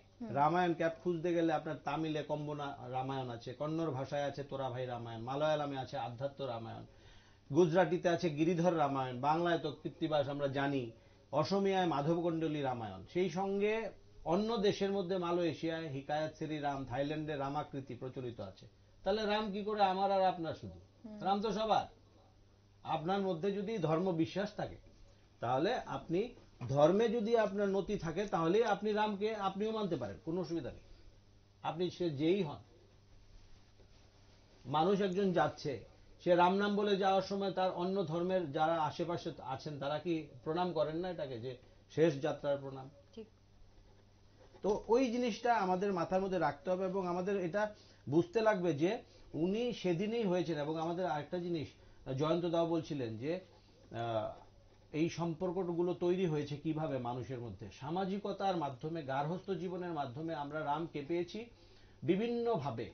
কারণ সে যেটা বলেছিলাম, সে কখনো হচ্ছে আমার ভাই, কখনো সে হচ্ছে আমার রাজা, কখনো সে হচ্ছে আমার বন্ধু এবং আমার বুদ্ধিদাতা। তো এইরকম একটা পরিস্থিতিতে গেছে বলেই রামায়ণ আমাদেরকে, রবীন্দ্রনাথ ঠাকুর বলেছিলেন, সেই অবিরোধের চৌমোহনী বা চৌরাস্তার মধ্যে নিয়ে গেছে, যেখানে মহাভারত আর রামায়ণ দাঁড়িয়ে আছে গীতাকে সাথে নিয়ে, আমাদেরকে পথ দেখানোর জন্য মশাল হাতে নিয়ে দাঁড়িয়ে আছে, এই পথে যাও। সুতরাং এই পরিস্থিতিতে দাঁড়িয়ে আমাদেরকে এটা মনেই রাখতে হবে যে আমাদের পড়াশোনা করা দরকার, আমাদের চর্চা করা দরকার, আমাদের রামের গল্প বলা উচিত ছোটদেরকে, ছোটরা বলবে তাদের ছোটদেরকে। যেটা আজকে হচ্ছে এটা আগেই হওয়া দরকার ছিল। যাই হোক, যা হয়েছে সুন্দরভাবে হয়েছে, সুন্দরভাবে হচ্ছে, আরো সুন্দর হওয়া দরকার, আমাদের চর্চা দরকার। এবং রামের যে এই বিশ্বসত্য, রামের যে এই পুরুষোত্তম, রাম যে প্রেরণা পুরুষ, রাম যে আমাদেরকে পথ দেখান, কারণ তিনিই ধর্ম, কারণ তিনি একটা ব্যাপারেই অসহিষ্ণু ছিলেন, সেটা হচ্ছে ধর্মে যাতে চ্যুতি না হয়, ধর্মের পথে যাতে আমি না সরি। আমার ভুল হতে পারে, আপনি বিভিন্নভাবে নিতে পারেন। রবীন্দ্রনাথ ঠাকুরের কথা বলে তো অনেকে রবীন্দ্রনাথ ঠাকুরের কথা বলে বলে মানে অন্যভাবে জিনিসটাকে, মানে এ আমার নয়, ও আমার নয়। এই প্রসঙ্গে আমি একটা জাস্ট এখান থেকে একদম কোট অ্যান্ড আনকোট বলছি। অন্য ইতিহাসগুলোর কালের রথের ঘোড়ার খুরের আঘাতে কতই পরিবর্তিত হলো, কিন্তু রামায়ণ অপরিবর্তিত। কবি তাই বলে গেছেন, ভারতবর্ষের যাহা সাধনা, যাহা আরাধনা, সংকল্প, তাহারই ইতিহাস এই দুই বিপুল কাব্যের মধ্যে চিরকালের সিংহাসনে বিরাজমান। এই কারণে রামায়ণ মহাভারতের যে সমালোচনা তাহা অন্য কাব্য সমালোচনার আদর্শ হইতে স্বতন্ত্র। রামের চরিত্র উচ্চ কি নীচ, লক্ষণের চরিত্র আমার ভালো লাগে কি মন্দ লাগে, এই আলোচনায় যথেষ্ট নহে। স্তব্ধ হইয়া শ্রদ্ধার সহিত বিচার করিতে হইবে সমস্ত ভারতবর্ষ অনেক সহস্র বৎসর ইহাদিগকে কিরূপ ভাবে গ্রহণ করিয়াছে। আমি যত বড় সমালোচকই হই না কেন, একটি সমগ্র প্রাচীন দেশের ইতিহাস প্রবাহিত সমস্ত কালের বিচারের নিকট যদি আমার শির নত না হয়, তবে সেই উদ্ধত্ত লজ্জারই বিষয়। মানে একদম পরিষ্কার, জলের মতো পরিষ্কার যে কার সামনে আমরা দাঁড়িয়ে আছি। ঠিক। আপনি তার সৌন্দর্য দেখুন, তার বিশালতা দেখুন, তার ধারাবাহিকতা দেখুন, সে আমার আপনার হৃদয়ের কথা বলছে। বারবার বলা হয়েছে যে রামায়ণে ভারতবর্ষ কি পেয়েছে, সব পেয়েছে। রামায়ণে ভারতবর্ষ নিজের হৃৎপিণ্ডের অনুভূতি ফিল করে। আমাদের শরীর, আমি যদি এখন এখানে অজ্ঞান হয়ে পড়ে যাই, প্রথমে এসে ডাক্তার কি করবে, কোন জিনিসটার অনুভূতি খুঁজবে, পালসেশন, আমার এখান থেকে আসছে। প্রথমেই দেখবে আমার হার্ট নড়ে কি নড়ে না, কিডনি নড়ে কি নড়ে না আমরা বুঝি না, ব্রেইন নড়ে কি নড়ে না আমরা বুঝি না, ফুসফুসে শ্বাস নিচ্ছে কিনা তাও অনেক সময় স্তব্ধ হয়ে যায়, কিন্তু রিসাসিটেশন দিয়ে ফিরিয়ে আনা যায়। সুতরাং আমার হৃৎপিণ্ড হচ্ছে রাম এবং রামায়ণ। অর্থাৎ আজকে শুধু আমরা রাম নিয়ে আলোচনাই করছি তা নয়, বিভিন্ন তথ্য আমরা জানতে পারছি এবং তার সঙ্গে কনকবাবু মনে করছেন আজকে যেটা হচ্ছে তা একেবারে নিঃসন্দেহে ভালো, কিন্তু তা অনেক আগে থেকেই হওয়া উচিত বলে মনে করেন। আমি আসবো আবারও একবার জয়ন্ত বাবুর কাছে। জয়ন্ত বাবু, এই যে রাম মন্দির উদ্বোধনকে কেন্দ্র করে বহু বিতর্ক, নানান রকমের কথা আমরা শুনেছি, সেই জায়গাতে দাঁড়িয়ে সব থেকে বড় যে প্রশ্ন বারবার উঠে এসেছে তা হচ্ছে রাম মন্দিরের অসম্পূর্ণতার একটা অভিযোগ আমরা পেয়েছি। সেই জায়গাতে দাঁড়িয়ে এই যে অসম্পূর্ণ অবস্থাতেই প্রাণ প্রতিষ্ঠা হচ্ছে, এটাকে আপনারা বা এই যে বিতর্ক, সেক্ষেত্রে আপনার অভিমতটা কি? এই প্রসঙ্গে আমি একটু মানে পার্থক্য, মানে আপনার ওপিনিয়নের সঙ্গে ডিফার করছি, যে আমি এটাকে বিতর্ক বলবো না, বরং বলা ভালো চর্চা।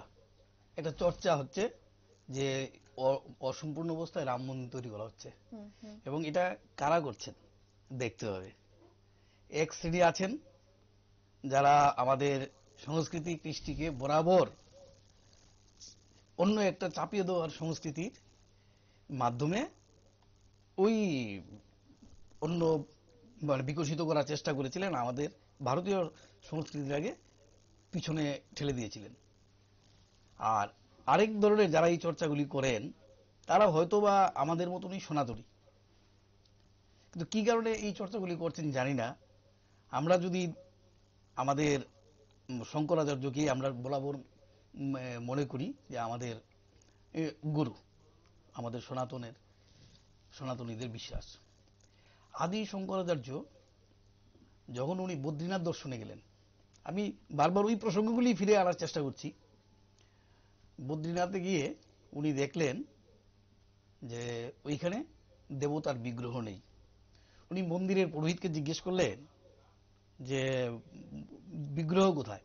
আমি তো জানি যে ভগবান এখানে 4 যুগ যাবত অবস্থান করছেন। তখন পুরোহিত বললেন যে আমরা বিগ্রহটাকে এই যে নিকটেই অলকানন্দ নদী ওইখানে লুকিয়ে রেখেছি, কারণ ওই সময় একটা উনি যেই সময়ের কথা বলছিলেন একটা বুদ্ধ ধর্মাবলম্বীদের একটা চাপ ছিল যে আমরা লুকিয়ে রেখেছি। তো কিভাবে পেতে পারেন? আপনি যদি সাধনা করেন তাহলে হয়তো পেতে পারেন। শঙ্করাচার্য তো দিব্যজ্ঞানী, উনি ধ্যান করলেন, তারপর কোন জায়গায় জলে আছে অলকানন্দায় উনি খুঁজে পেলেন বিগ্রহটাকে। খুঁজে পাওয়ার পর উনি সেই বিগ্রহটাকে এনে মন্দিরে পুনঃপ্রতিষ্ঠা করলেন, যেইখানে কোনো ধরনের চাল চুলো কিছু ছিল না। এটা কে করেছে? আদি শঙ্করাচার্য। দেখুন সেই থেকে বৈদ্যনাথ, আমরা আমাদের কি বলছিলাম জানি আমি একটু, হ্যাঁ মানে কোন ধামটা আমি একটু অন্যমনস্ক হয়ে গেছিলাম আর কি।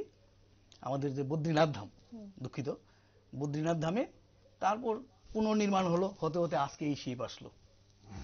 তাহলে আমাদের এখানেই তো পরিষ্কার দেখা যায়। আরো এরকম অনেক অসংখ্য উদাহরণ আছে। আরেকটা এক্সাম্পল বলি, এটা খুবই প্রাসঙ্গিক আজকের দিনে। আমাদের যে রাধাস্বামী টেম্পল বৃন্দাবনে, অভিজিৎ কিছুদিন আগে ঘুরে এসেছে, এই রাধাস্বামী রাধাকৃষ্ণ টেম্পল বৃন্দাবনে, সেইটা যখন শুরু হয়েছিল 7 তলা ছিল। তারপর ঔরঙ্গজেব এসে 6টা তলা ভেঙে দিয়েছে, এখন গ্রাউন্ড ফ্লোরটা আছে। সেখানে কিন্তু অর্ধ সমাপ্ত মানে বা আমাদের পূজা হচ্ছে। শুধু তাই না, আমরা যদি আরো পিছনে ফিরে যাই, যখন ভগবান রাম সীতা উদ্ধারের জন্য লঙ্কায় যাবেন, উনি কিন্তু রামেশ্বরম, এখন যেখানে মন্দিরটা, সেইখানে কালকে আমাদের প্রধানমন্ত্রী নরেন্দ্র মোদী এখানে গিয়ে পূজা অর্চনা করেছেন দেখলাম, মানে তাই তো। তো ওইখানে উনি শিবের আরাধনা করলেন এবং সেই শিবের মূর্তি প্রতিস্থাপন করলেন। পরবর্তী সময়ে রামেশ্বরম মন্দির হলো। তাহলে এতগুলি উদাহরণ যেহেতু আছে, তাহলে এই বিতর্কটা কিসের জন্য? এটা কি, যদি বিতর্ক বলি আর কি, আমার মনে হয় কোনো কিছুকে একটা লাইমলাইটে আনার জন্য বা একটা বিশেষভাবে গুরুত্ব পাওয়ার জন্য। এই কথাগুলি না বললেও তো অনেকে গুরুত্ব পেত না। হ্যাঁ, আমার মনে হয় এই জিনিসটাই তো মানুষ বুঝে ফেলছে, ভক্তরা বুঝে ফেলছে, আপাতত ভারতবাসী বুঝে ফেলছে। এই স্পিরিটে এখন ওদেরকে আর কেউ বিশ্বাস করবে না আর কি, আমার দৃঢ় বিশ্বাস। বেশ, আমরা অভিজিৎ বাবুর কাছে আরো একবার যাব।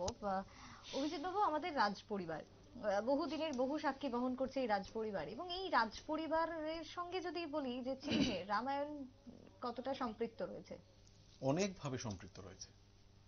প্রথম আমি রাজ পরিবারের যে ছবিটা আছে, সেই ছবি বলতে তাদের যে এমব্লেম আমরা যেটা বলি, মানে ধরুন প্রতীক যেটা কপিধ্বজ, ডক্টর সরিষ দেববর্মা আপনারা জানেন এই রাজ্যের একজন বিশিষ্ট মানুষ, তার সঙ্গে আমি এই বিষয়ে অনেক কথা বলেছি। ডক্টর সরিষ দেববর্মাকে আমি ধন্যবাদ জানাতে চাই দাদাকে, যে তিনি আমাকে অনেক তথ্য দিয়ে ব্যাপারে সাহায্য করেছেন। নিজেও প্রচুর গবেষণা করেন এবং আমি দাদার কাছ থেকে অনেক তথ্য পেয়েছি, কাজে আমার দাদার নামটা আজকে নিতেই হবে।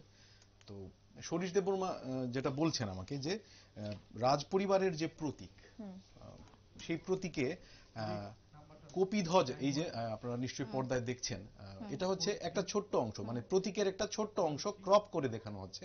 দেখুন, একটা ত্রিকোণাকার একটা পতাকা, সেই পতাকার মধ্যে নিশ্চয়ই আপনারা দেখতে পাচ্ছেন যে হনুমান এক হাতে গন্ধমাদন পর্বত আর এক হাতে গদা। এই হচ্ছে মূল প্রতীকটা, এমব্লেম যেটা, মূল প্রতীক যেটা। আর এটা হচ্ছে সেই হনুমানের ছবিটা।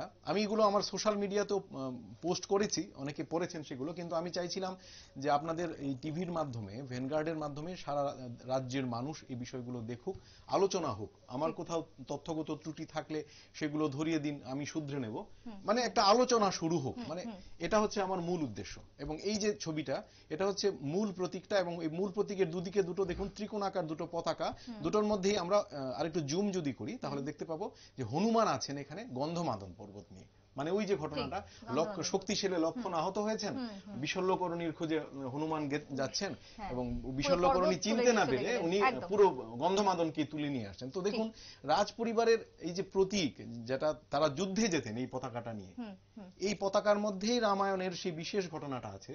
তার মানে ত্রিপুরার রাজ পরিবার, যারা মানে 185 জন রাজার কথা আমরা জানি, তাদের ইতিহাস বহু হাজার বছরের পুরনো, সেই ইতিহাসে রামায়ণ বা রামচন্দ্রের সংস্কৃতি জড়িয়ে আছে।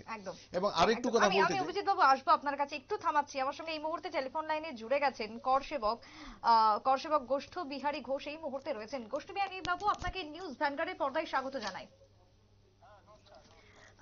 গোষ্ঠবাবু, এই যে রাম মন্দির আজকে উদ্বোধন এবং একেবারে মহেন্দ্র ক্ষণের সাক্ষী থাকলাম আমরা গোটা দেশবাসী, তার সঙ্গে একটা ইলাহি আয়োজন এক প্রকার বলতে পারি।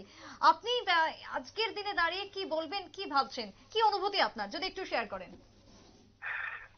এটা অনুভূতি হলো যে আমাদের একটা পরিষ্কার কথা, যে আমাদের একটা হিন্দুত্বের জাগরণ হলো, বুঝলেন? সারা ভারতবর্ষ ব্যাপী এবং বিশ্বব্যাপী আমাদের একটা হিন্দুত্বের জাগরণ ঘটলো।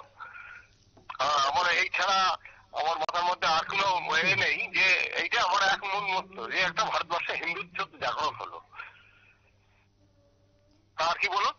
আপনি যখন এই যে 92 সালে আন্দোলনে জড়িয়েছিলেন, কিভাবে জড়ালেন সেটা যদি একটু বলেন। সেটা তো আমরা সংঘের মাধ্যমে, রাষ্ট্রীয় স্বয়ংসেবক সংঘ আছে না? হ্যালো, হ্যাঁ শুনছি, বলুন। আমি রাষ্ট্রীয় স্বয়ংসেবক সংঘের একজন স্বয়ংসেবক। হ্যাঁ, তার মাধ্যমে আমি ওইখানে গিয়েছিলাম 1992 সালে। এখান থেকে কলকাতা থেকে আমি 2 তারিখে বেরিয়েছি, 3 তারিখে ওখানে গিয়ে পৌঁছেছি। বেশ। আর তারপর ওখান থেকে 9 তারিখে আমরা ওখান থেকে রিটার্ন করেছি। হ্যাঁ, তো তখন গিয়ে দেখলাম ওখানে একটা মসজিদের, আমরা গিয়ে দর্শন করলাম, রামলালা মসজিদের মধ্যেই রয়েছে। তো মসজিদের মন্দির মানে পিলার টিলার দেখলাম যে হিন্দুত্বের কিছু ছাপ রয়েছে। তো ওই তাড়াতাড়ির মধ্যে আমাদের দেখাচ্ছে, তো খুব তাড়াতাড়ি যেতে হচ্ছে আর কি, ঘুরতে হচ্ছে। সেজন্য তাড়াতাড়ি আমাদের বার করে দিল। যেটুকুর মধ্যে আমার চোখে পড়লো যে কিছু মানে নিদর্শন আমাদের তখনও চোখে পড়লো। সেই দিন দাঁড়িয়ে গোষ্ঠবাবু আপনি কি সেদিন কোনোভাবে আহত হয়েছিলেন? না, আমি কোনো আহত হয়নি, কেউ আহত হয়নি, কোনো লোক আহত হয়নি, একটি লোকও মারা যায়নি। গোষ্ঠবাবু, এই যে লালকৃষ্ণ আডবাণী তার সঙ্গে মুরলীমোহন যোশী, তাদেরকে কিভাবে দেখেছিলেন আপনি? ও, তারা তো একটা ওইখানে রামকথা কুঞ্জ একটা বাড়ি ছিল, ওনারা ওই ছাদের ওপর ছিলেন। হ্যাঁ, ওখান থেকে মাইকে ওনারা ঘোষণা মানে কথা বলছিলেন, বক্তব্য রাখছিলেন। আমরা তো অনেক নিচেই ছিলাম, দূরে ছিলাম। হ্যাঁ, পশ্চিমবঙ্গকে একটা আলাদা একটা পশ্চিমবঙ্গবাসীদের জন্য একটা আলাদা র্যালি করেছিল আর কি, সেই র্যালির মধ্যে আমরা ছিলাম। তারপর দেখলাম হুট করে কয়েকজন অযোধ্যার ওই যে মসজিদটার উপরে কয়েকজন উঠে পড়েছে। তারপরই মানুষজন হা হা করে একেবারে দুরন্ত ছড়িয়ে গিয়ে ওই যে বেড়াটা দেওয়া ছিল, ওইসব বেড়া হাত ফাত দিয়ে ভেঙে ফেলে দিয়ে তারপর ওটাকে ওপরে সেই দড়ি বেঁধে ওটাকে ধ্বংস করা হবে, মানে কয়েক মিনিটের মধ্যে ওটা ভেঙে পড়ে গেল একেবারে। এবং সেই জায়গায় দাঁড়িয়ে গোষ্ঠবাবু আজকে রাম মন্দিরের উদ্বোধন হলো, উদ্বোধন হচ্ছে, এখনো সেই ছবি আমরা দেখতে পাচ্ছি। আপনি কিভাবে দেখছেন, আজকে কেমন লাগছে? আমি তো দেখলাম এতক্ষণ, আমি এখন একটু বাইরে আছি, আমাদের এখানে একটা অনুষ্ঠান হচ্ছে তো ছোটখাটো, সেই অনুষ্ঠানের সামনে আছে, আমার দেখলাম ভালো লাগলো আর কি। হ্যাঁ, আপনার কি কিছু মনে পড়ছে ইতিহাসের পাতা থেকে আজকের দিনে দাঁড়িয়ে? হ্যাঁ, ইতিহাসের পাতা থেকে আজকের দিনে দাঁড়িয়ে কি কিছু মনে পড়ছে? হ্যাঁ, সেই পুরোনো দিনের কথা মনে পড়ছে যে 500 বছর আগে, এর আগে তো 75 বার সংগ্রাম হয়েছিল। যাই হোক, তখন তো আমাদের ওটা দখলে আসেনি। 92 পরে যাই হোক, তারপর সুপ্রিম কোর্টের অর্ডারের জায়গা আমরা এটা পেয়েছি। এটা আমাদের ভগবানের ইচ্ছা বলে আমরা যেতে পারে, ভগবানের আশীর্বাদে এটা আমাদের সম্ভব হয়েছে। আচ্ছা আচ্ছা, একদম একদম। আচ্ছা, আজকে গোষ্ঠবাবু আর কিছুক্ষণের জন্য আপনাকে একটু সময় ব্যয় করছি। সংঘ চালক মোহন ভাগবত তিনি উপস্থিত ছিলেন। হ্যাঁ, কি দেখলাম উনিও উপস্থিত রয়েছেন, দেখলাম। হ্যাঁ, কেমন লাগছে আপনার? আমার তো ভালোই লাগছে। আচ্ছা, আপনার যেমন লাগছে আমারও ভালো লাগছে আর কি। আপনার কি যাওয়ার কোনো ভাবনা পরিকল্পনা রয়েছে? রাম মন্দির তো উদ্বোধন হয়ে গেল, আপনি কবে যাবেন? আমার তো বয়স হয়ে গেছে, 75 বছর ওভার হয়ে গেছে, বুঝলেন, 75 বছর বয়স চলছে। আমি এই গরমে পড়লে তাহলে একবার যাবো। গোষ্ঠবাবু বয়স তো আবহাওয়াটা একটু গরম পড়ুক, আবহাওয়া এই ঠান্ডার মধ্যে আমি এখনো যাবো না, একটু গরম পড়লে তারপর যাবো। এখন আপনার এই মুহূর্তের একেবারে শেষ টার্গেট কি? হ্যাঁ, আপনার এখন শেষ টার্গেট কি? এখন যাবো এখানে একবার দেখে দর্শন করতে যাব। হ্যাঁ, এইটা টার্গেট আছে আমার। দেখি মার্চের পরের দিকে একবার ওখানে গিয়ে দেখে দর্শন করে আসবো। গোষ্ঠবাবু আপনি যখন গিয়েছিলেন সেই 92 এর ঘটনা এবং তার সঙ্গে এখন যদি যান, সেই অতীতের ছবি কি আপনার মাথায় থাকবে? মেলাতে কি পারবেন? আরে ও ছবি কি আর ভোলা যায় নাকি? আপনি 92 সালে যে ঘটনা সেগুলো কোনদিন ভোলা যায়? ওটা আমাদের অন্তরের মধ্যেই আছে।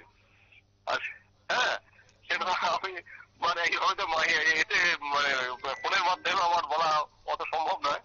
তো সেটা তো আমার মনের মধ্যে আছে, ও যে জীবনের মনে যাওয়ার আগ পর্যন্ত আমার মনের মধ্যেই থাকবে, ওটা ভোলার নয়, বুঝলেন? ও দৃশ্য ভোলার নয়, আমার চোখের সামনে এখনো ভাসছে। যদি আপনার সামনে যদি কোনোদিন আলোচনা হয় তখন আপনাকে ওই দৃশ্যের কথা বলবো, বুঝলেন? বেশ বেশ গোষ্ঠবাবু, অনেক ধন্যবাদ। আপনার ফোনের মাধ্যমে ওটা বলা একটা সম্ভব নয়। একদম, অনেক ধন্যবাদ আপনার মূল্যবান সময় আমাদেরকে দেওয়ার জন্য। আচ্ছা, নমস্কার। ধন্যবাদ। আমরা কথা বলছিলাম করসেবক গোষ্ঠ বিহারী দাসের সঙ্গে এবং তিনি এই রাম মন্দির আন্দোলনের সঙ্গে যখন জড়িয়েছিলেন 92 সালে, সেই ঘটনা, সেই প্রেক্ষাপট আজকে তুলে ধরলেন আমার সঙ্গে স্টুডিওয়।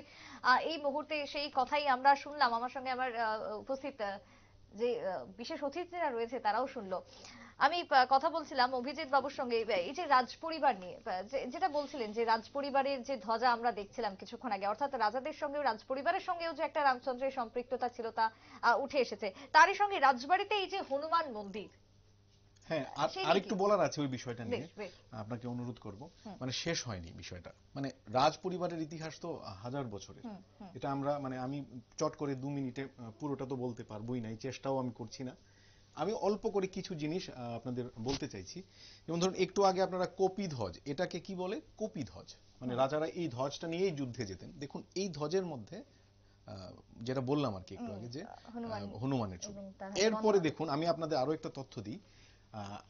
আমি যতটুকু জেনেছি, ত্রিপুরা রাজ্যের 6 জন রাজা যারা যখন সিংহাসনে আরোহণ করেন, তাদের যে শপথ, তারা যে শপথ নিয়েছিলেন, সম্মানীয় রাজারা, তারা শ্রীরামচন্দ্রের নামে শপথ নিয়েছিলেন।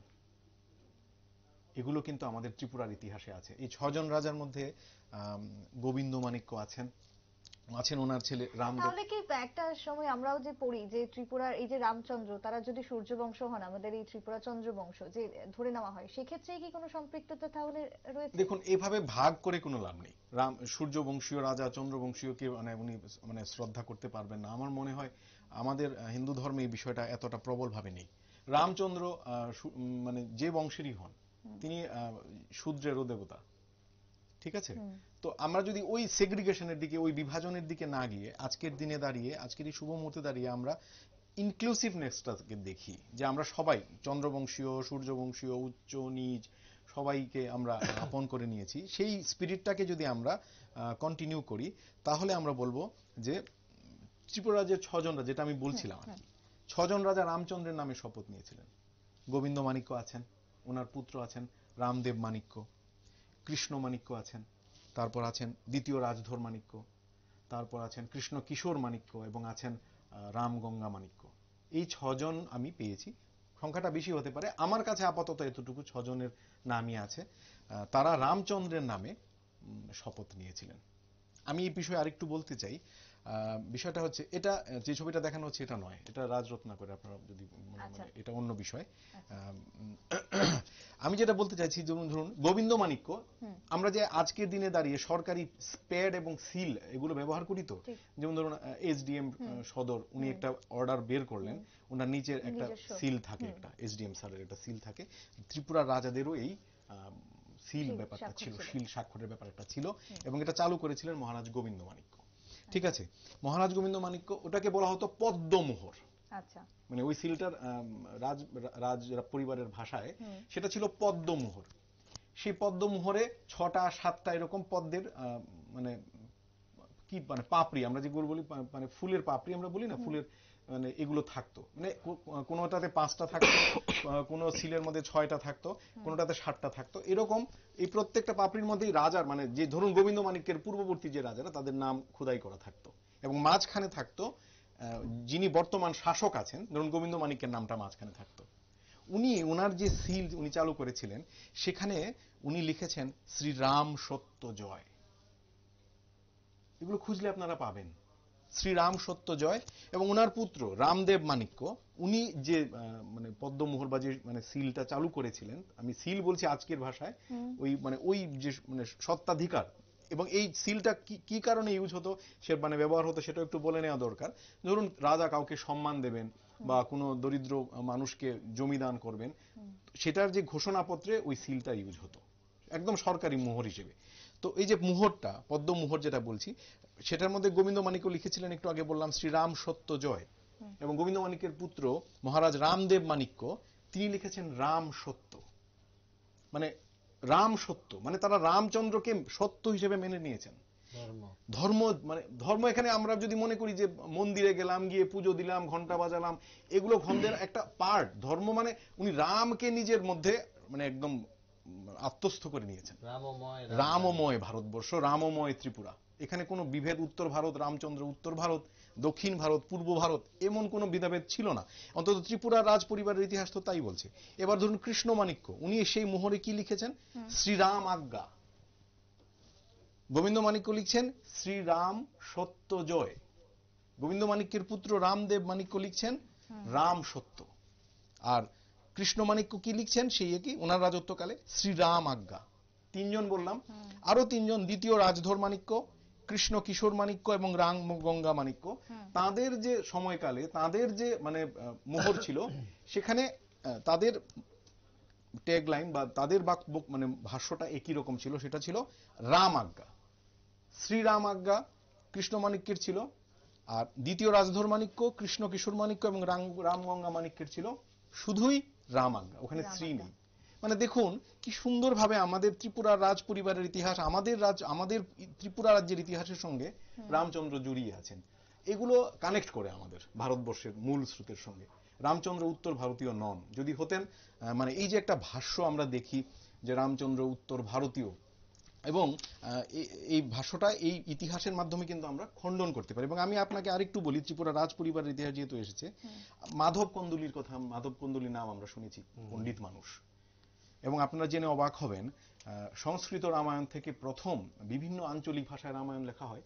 মাধব কন্দলি কিন্তু যে মানে যে আসামি ভাষায় যে রচনা, মানে রামায়ণ রচনা করেন অহমিয়া ভাষায় মানে প্রথম একটা আঞ্চলিক ভাষায় রামায়ণ যখন লেখা হয়, এর পৃষ্ঠপোষক, প্রধান পৃষ্ঠপোষক ছিলেন ত্রিপুরারই একজন রাজা, তিনি মহামাণিক্য।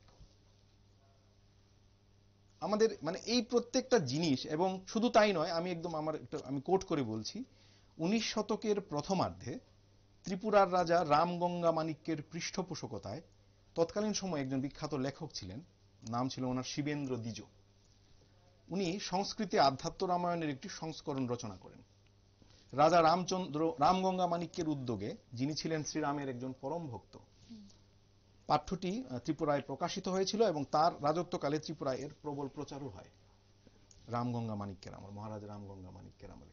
তো এই বিষয়গুলো আমি অল্প কথায় বললাম, আশা করি এ নিয়ে একটা চর্চা শুরু হবে ত্রিপুরা রাজ্যের শিক্ষিত মহলের মাধ্যমে।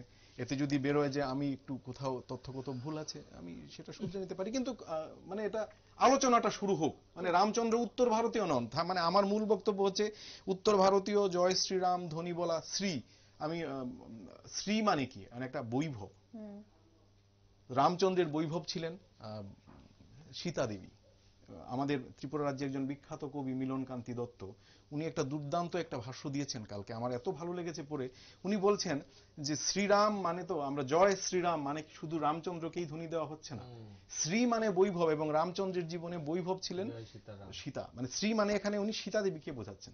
এবার অনেকে প্রশ্ন করতে পারেন, তাহলে তিনি ছাড়লেন কেন সীতা দেবীকে, উনি কেন, সেটা অন্য বিষয়, ছাড়লেন কারণ উনি একজন রাজা ছিলেন, উনি শুধুই স্বামী ছিলেন না, এবং যিনি রাজা, যিনি প্রশাসক, যিনি শাসক, তিনি শুধুই মানে স্ত্রী মানে স্বামী হিসেবে যদি থাকেন, তাহলে তার যে বিশাল যে কর্মকাণ্ড, সেই কর্মকাণ্ড অনেকটা খাটো হয়।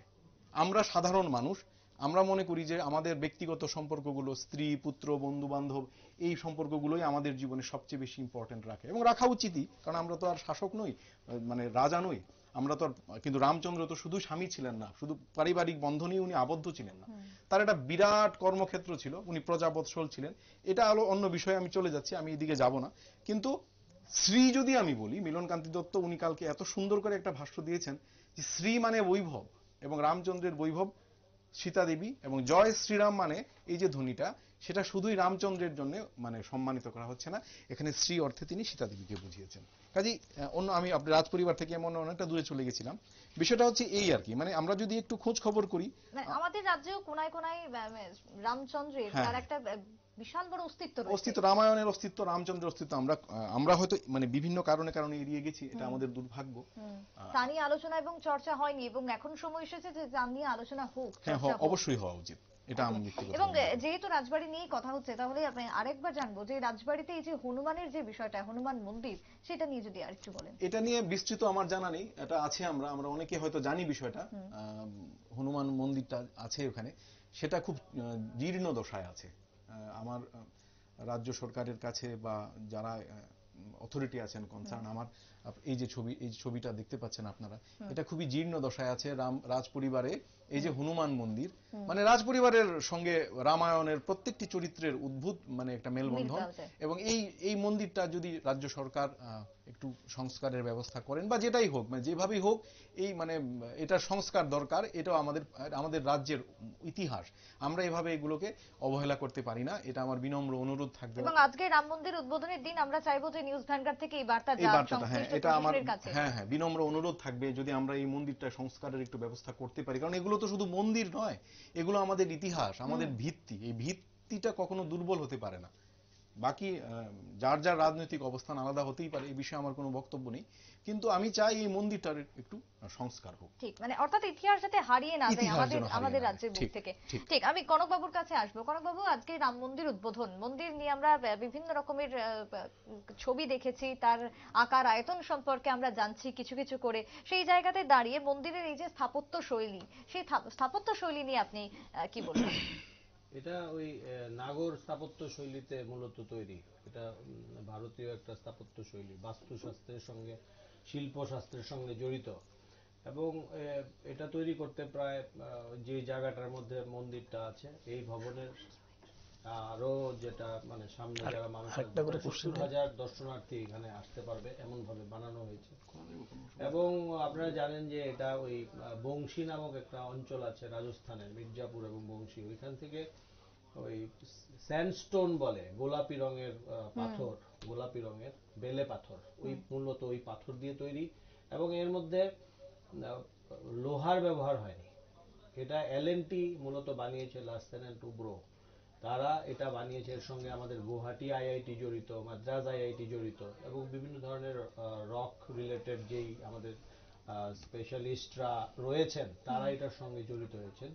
এই সোমপুরা বলে আমাদের একটা পরিবার আছে ভারতীয়, প্রভাকর সোমপুরা, তার সন্তান হচ্ছে চন্দ্রকান্ত সোমপুরা, এবং তার দুই ছেলেও আশিস এবং নিখিল, তারাও আর্কিটেক্ট। তো তারা 2019 থেকে এই প্ল্যানটা শুরু করে এবং এই প্ল্যানটা আমাদের কাছে প্রস্তাব করেন, মানে ভারত সরকারের কাছে। এবং আলটিমেটলি যে রাম জন্মভূমি তীর্থ কেন্দ্র রয়েছেন, তীর্থ ট্রাস্ট রয়েছেন, তাদের মাধ্যমে তিলে তিলে এই মূল ভবনটা তৈরি হয়েছে। এবং এই মূল ভবনের মধ্যে এর বৈশিষ্ট্য বিশেষভাবে একটা বলতে হয় যে আগামী 1000 বছর আশা করা যায় যে এটার মধ্যে কোনো মেরামতের প্রয়োজন হবে না। এমনকি ভূমিকম্পের ক্ষেত্রেও তার 6.5 রিক্টার স্কেলেও সে মজবুত ভাবে থাকবে, বিশেষভাবে বানানো হয়েছে। যেটা বলছিলাম, ওই থাইল্যান্ড তাদের কাছ থেকে জল মাটি পাঠিয়েছে, তাদের নদীর জল, তাদের যে সম্পৃক্ততার সম্পর্ক আনতে গিয়ে। এবং যে রাজবাড়ির কথা বলছিলেন অভিজিৎ বাবু, আমাদের রাজবাড়ি তো বটেই, আমাদের রাজবাড়ির সঙ্গে সম্পর্ক কিন্তু খাসিদেরও খুব ভালো ছিল। মেঘালয়ের সঙ্গে সম্পর্ক আমাদের পুরনো, প্রায় 1900 শতকে দেখা গেছে বাবু জীবন রায় নামে তাদের একটা স্যাং খাসি বলে একটা তাদের একটা গ্রুপ আছে খাসিদের মধ্যে, তারা এইখানে কা রামায়ণ বলে রামায়ণকে অনুবাদ করেছে তাদের ভাষায়। তো আমরা যদি এটা জায়গায় জায়গায় না যাই, আমরা যদি মন্দিরগুলোকে খুঁজে না তুলি, আমরা যদি সংস্কার নিজেদের না করি, আমাদের বাড়িতে যখন কোনো বিয়ে হয় আমরা রং করি কেন? আমাদের বাড়িতে যখন কোনো অনুষ্ঠান হয় তখন আমরা বাড়িকে সুন্দর করে সাজাই কেন? ঠিক এভাবেই আমাদের নিজেদেরকে সাজিয়ে নিতে হবে, এবং ওইভাবেই মন্দিরকে সাজানো হয়েছে। এবং এটা শুধুমাত্র একটা জিনিস মনে রাখতে হবে, অযোধ্যা কিন্তু আজকে থেকে আর শুধুমাত্র এই মন্দির নয়, এই অযোধ্যাকে কেন্দ্র করে পুরো পর্যটন গড়ে উঠছে, যেটা আমাদের আর্থ সামাজিক, আমাদের ওখানকার মানুষের যে বিভিন্ন ধরনের মানে এমপ্লয়মেন্ট, এগুলো সব উত্তর ভারতে, পুরোটা উত্তর ভারত অযোধ্যা কেন্দ্রিক শুধু নয়, সারাটা বিশ্ব এবং সারাটা ভারত। আমি আসবো এই প্রসঙ্গে, আসবো অর্থনৈতিক ভাবে যে চাঙ্গা হচ্ছে কার্যত পুরো উত্তর ভারত। আমি তার আগে দেখবো রাজ্যের বুকে আরো একবার তাকাবো, আমাদের প্রতিনিধি অর্ণব বিশ্বাস রয়েছে সরাসরি কোন প্রান্তে সে রয়েছে দেখাবো, এবং তার সঙ্গে কি পরিস্থিতি রয়েছে, কতটা উন্মাদনা, কি আয়োজন দেখবো সরাসরি।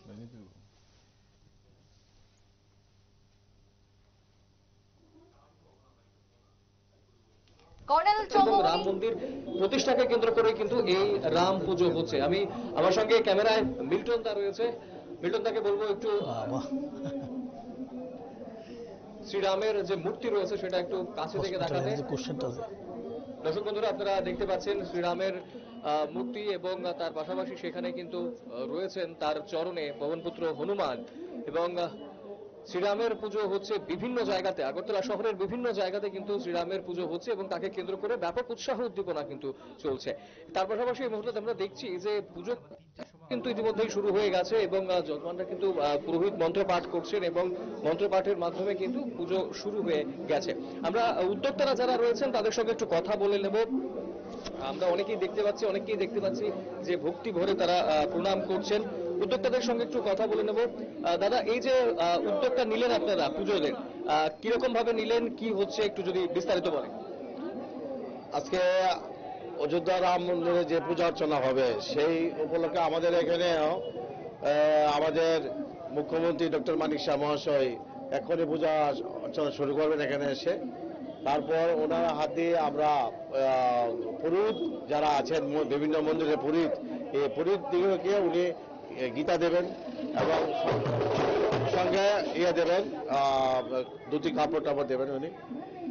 তারপর এখানে মহাপ্রসাদ বিতরণ আরম্ভ শুরু হবে। সবাইকে আমরা অনুরোধ করছি প্রসাদ নেওয়ার জন্য। হ্যাঁ, আমাদের এখানে 2 দিন ব্যাপী এই পূজা অর্চনা চলবে। তারপর আমরা এখানে সন্ধ্যার সময় সাংস্কৃতিক অনুষ্ঠানের ব্যবস্থা করেছি। সবাই এই 20 নম্বর ওয়ার্ডের পক্ষ থেকে সমস্ত ওয়ার্ডের যে বাসিন্দা ব্যবসায়ী বৃন্দ সবাইকে আমরা অনুরোধ করছি পূজা অর্চনা অ্যাটেন্ড করার জন্য। উদ্যোক্তাদের একজনের সঙ্গে আমরা কথা বললাম এবং ইতিমধ্যেই কিন্তু সাধারণ মানুষ অনেকে আসতে শুরু করেছেন। আমরা দেখতে পাচ্ছি যে এখানে খুব সুন্দরভাবে বাজনা বাজানো হচ্ছে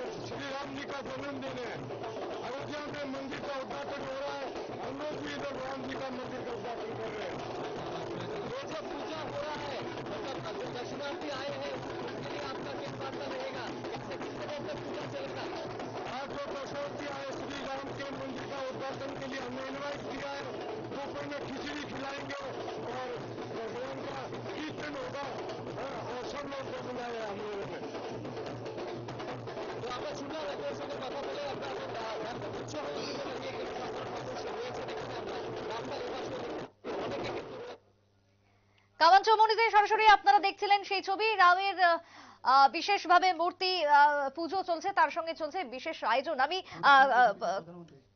আমি একেবারে সরাসরি চলে যাব একেবারে অযোধ্যায় রাম মন্দির প্রাঙ্গণে, যেখানে প্রধানমন্ত্রী নরেন্দ্র মোদী এই মুহূর্তে ভাষণ দিচ্ছেন। কি বলছেন তিনি শুনবো সরাসরি।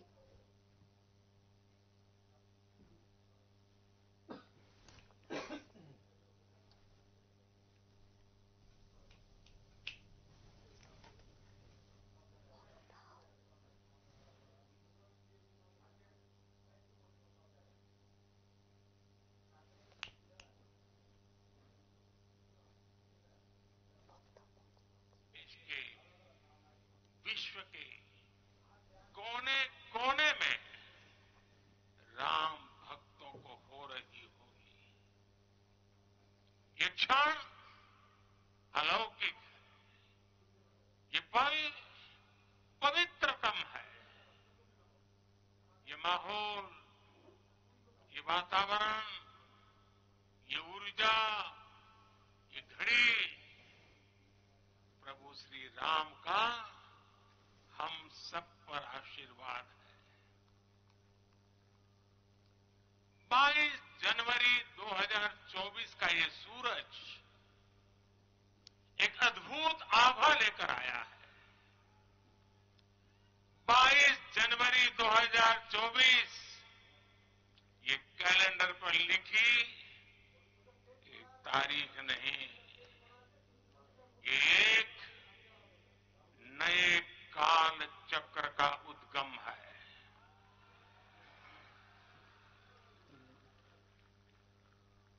राम मंदिर के भूमि पूजन के बाद से प्रतिदिन पूरे देश में उमंग और उत्साह बढ़ता ही जा रहा है।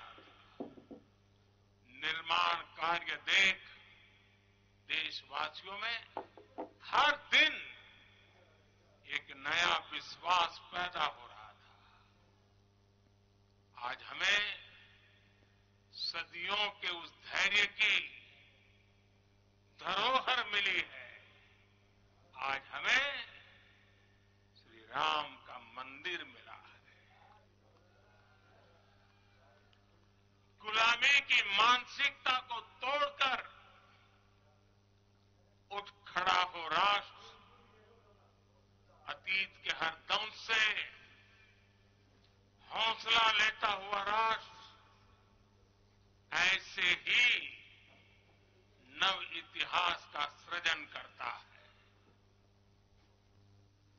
आज से 1000 साल बाद भी लोग आज की इस तारीख की, आज के इस पल की चर्चा करेंगे। और ये कितनी बड़ी राम कृपा है कि हम सब इस पल को जी रहे हैं, इसे साक्षात घटित होते देख रहे हैं। आज दिन, दिशाएं, दिगंत सब दिव्यता से परिपूर्ण है। ये समय सामान्य समय नहीं है। ये काल के चक्र पर सर्वकालिक शाही से अंकित हो रही अमिट स्मृति रेखाएं हैं। साथियों, हम सब जानते हैं कि जहां राम का काम होता है, वहां पवन पुत्र हनुमान अवश्य विराजमान होते हैं।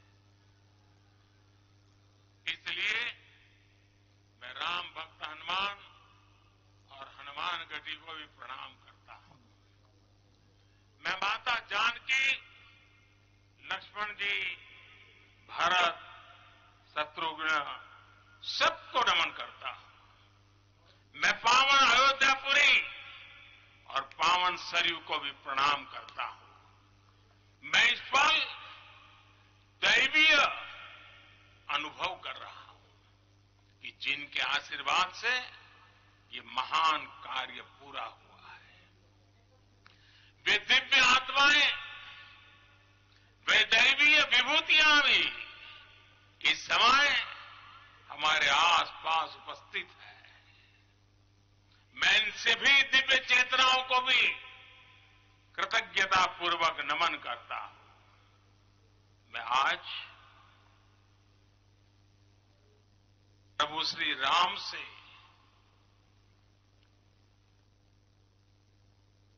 क्षमा याचना भी करता हूं। हमारे पुरुषार्थ, हमारे त्याग, तपस्या में कुछ तो कमी रह गई होगी। हम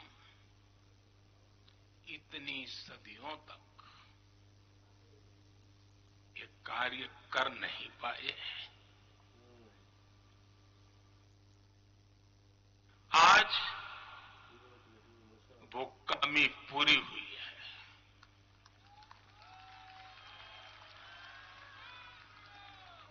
मुझे विश्वास है प्रभु राम आज हमें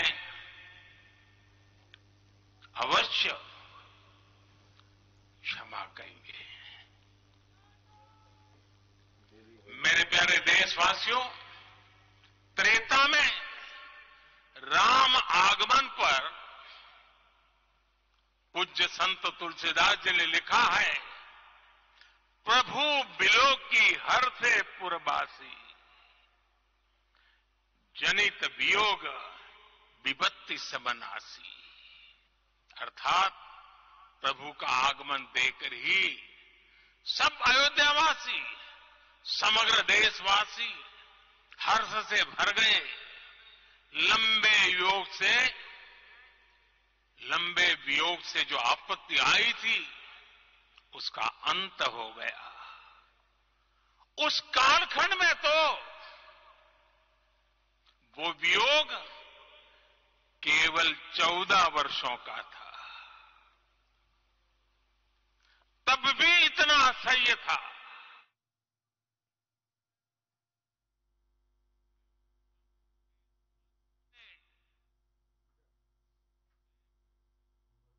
वियोग सहा है।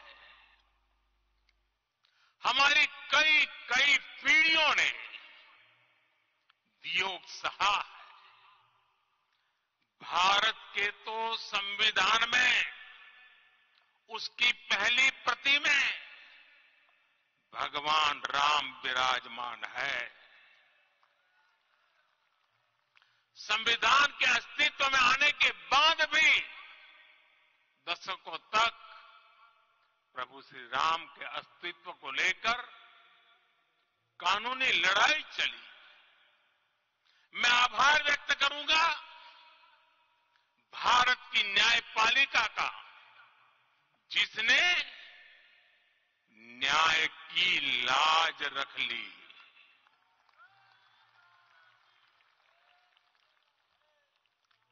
न्याय के पर्याय प्रभु राम का मंदिर भी न्यायबद्ध तरीके से ही बना। साथियों, आज गांव-गांव में एक साथ संकीर्तन हो रहे हैं। आज मंदिरों में उत्सव हो रहे हैं, स्वच्छता अभियान चलाए जा रहे हैं। पूरा देश आज दीपावली मना रहा है। आज शाम घर घर राम ज्योति प्रज्वलित करने की तैयारी है। कल मैं श्री राम के आशीर्वाद से धनुषकोडी में राम सेतु के आरंभ बिंदु अरिचल मुनाई पर था।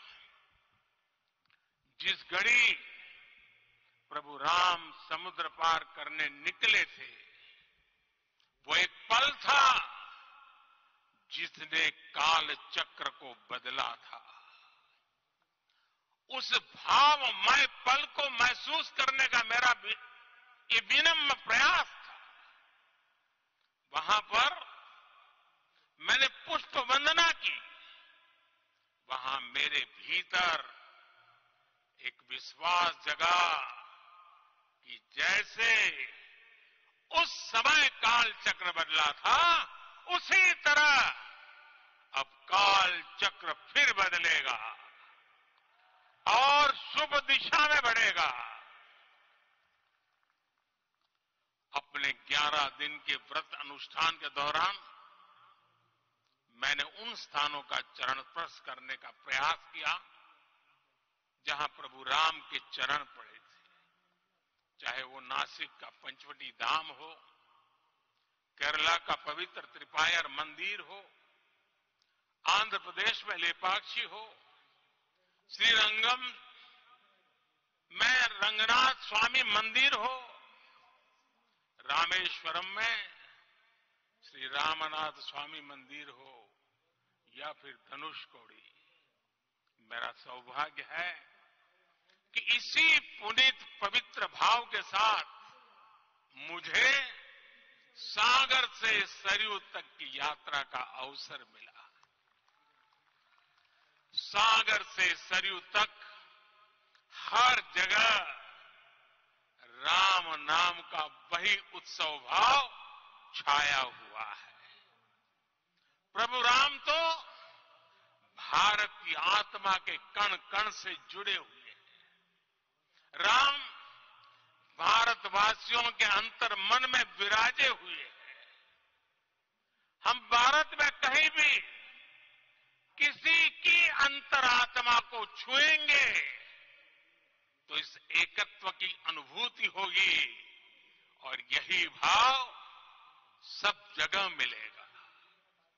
इससे उत्कृष्ट, इससे अधिक देश को समायोजित करने वाला सूत्र और क्या हो सकता है।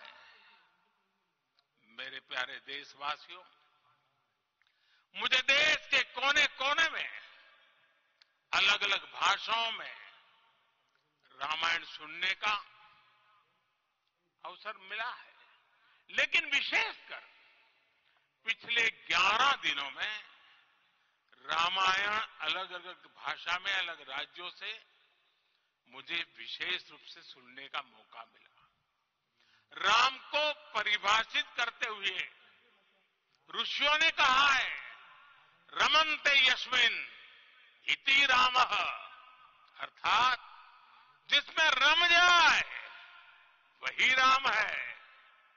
राम लोक की स्मृतियों में, पर्वत से लेकर परंपराओं में सर्वत्र समाये हुए हैं।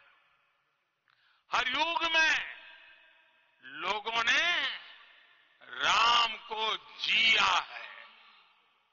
हर युग में लोगों ने अपने अपने शब्दों में अपनी अपनी तरह से राम को अभिव्यक्त किया है और ये राम रस जीवन प्रवाह की तरह निरंतर बहता रहता है। प्राचीन काल से भारत के हर कोने के लोग राम रस का आचमन करते रहे हैं। राम कथा असीम है और रामायण भी अनंत है। राम के आदर्श, राम के मूल्य, राम की शिक्षाएं सब जगह एक समान है।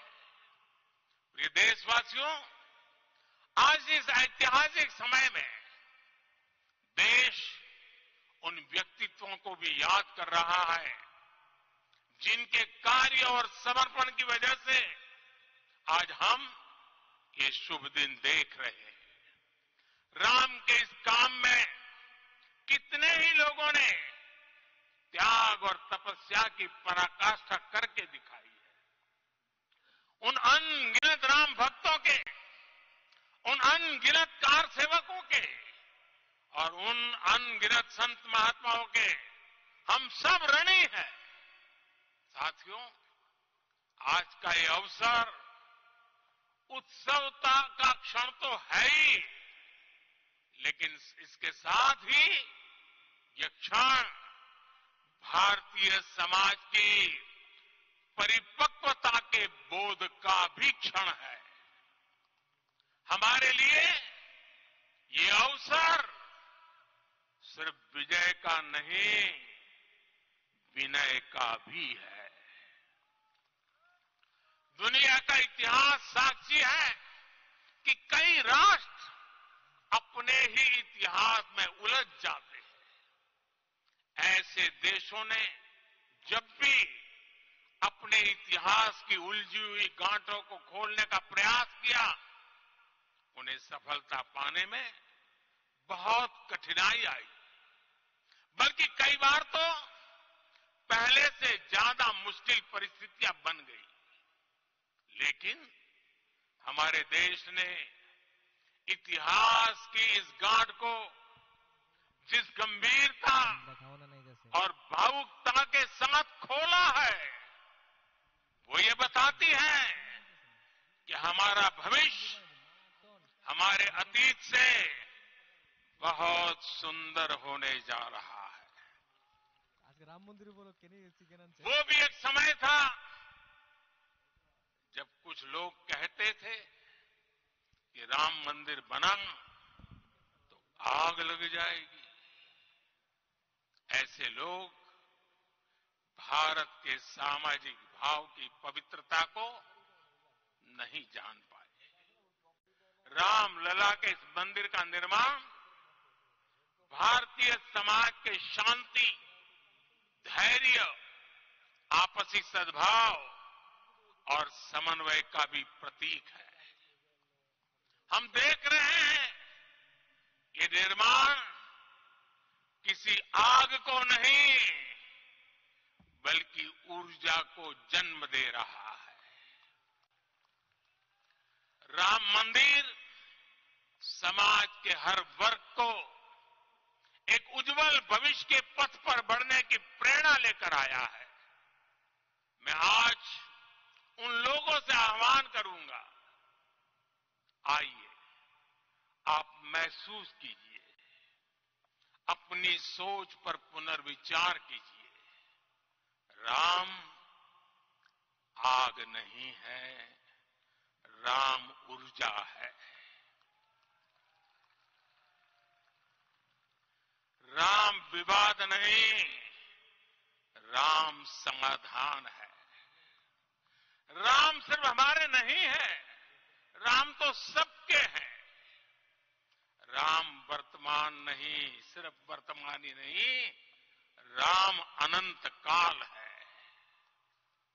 साथियों, आज जिस तरह राम मंदिर प्राण प्रतिष्ठा के इस आयोजन से पूरा विश्व जुड़ा हुआ है, उसमें राम की सर्वव्यापकता के दर्शन हो रहे हैं। जैसा उत्सव भारत में है, वैसा ही अनेक देशों में है। आज अयोध्या का यह उत्सव रामायण की उन वैश्विक परंपराओं का भी उत्सव बना है। रामलला की ये प्रतिष्ठा वसुधैव कुटुंबकम के विचार की भी प्रतिष्ठा है। साथियों, आज अयोध्या में केवल श्री राम के विग्रह रूप की प्राण प्रतिष्ठा नहीं हुई है, ये श्री राम के रूप में साक्षात भारतीय संस्कृति के प्रति अटूट विश्वास की भी प्राण प्रतिष्ठा है। ये साक्षात मानवीय मूल्यों और सर्वोच्च आदर्शों की भी प्राण प्रतिष्ठा है। इन मूल्यों की, इन आदर्शों की आवश्यकता आज संपूर्ण विश्व को है।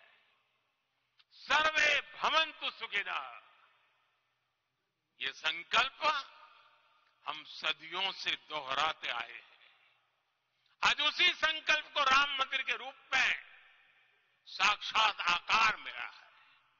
ये मंदिर मात्र एक देव मंदिर नहीं है, ये भारत की दृष्टि का, भारत के दर्शन का, भारत के दिग्दर्शन का मंदिर है। ये राम के रूप में राष्ट्र चेतना का मंदिर है। राम भारत की आस्था है, राम भारत का आधार है। राम भारत का विचार है, राम भारत का विधान है। राम भारत की चेतना है, राम भारत का चिंतन है। राम भारत की प्रतिष्ठा है, राम भारत का प्रताप है। राम प्रवाह है, राम प्रभाव है। राम नेति भी है, राम नीति भी है। राम नित्यता भी है, राम निरंतरता भी है। राम विभु है, विशद है, राम व्यापक है, विश्व है, विश्वात्मा है। और इसलिए जब राम की प्रतिष्ठा होती है तो उसका प्रभाव वर्षों या शताब्दियों तक ही नहीं होता, उसका प्रभाव हजारों वर्षों के लिए होता है।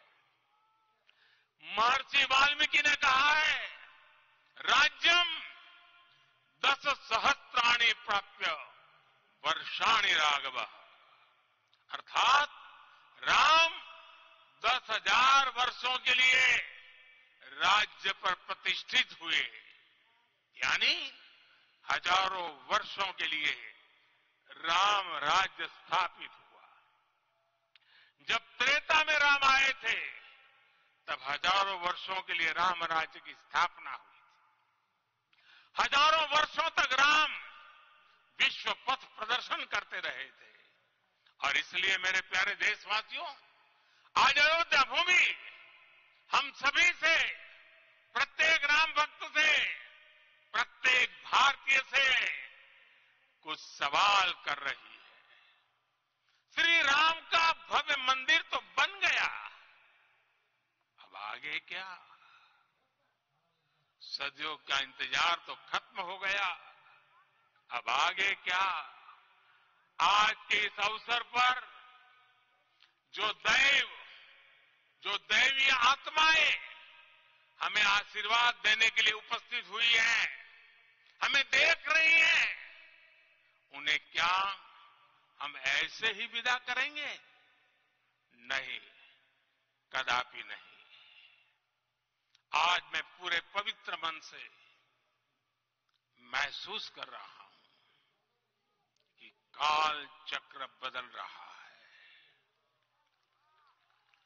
ये सुखद संयोग है कि हमारी पीढ़ी को एक कालजयी पथ के शिल्पकार के रूप में चुना गया है। 1000 वर्ष बाद की पीढ़ी राष्ट्र निर्माण के हमारे आज के कार्यों को याद करेगी। इसलिए मैं कहता हूं, यही समय है, सही समय है। हमें आज से, इस पवित्र समय से अगले 1000 साल के भारत की नींव रखनी है। मंदिर निर्माण से आगे बढ़कर अब हमें सभी देशवासी यही इस पल से समर्थ, सक्षम, भव्य, दिव्य भारत के निर्माण की सौगंध लेते हैं।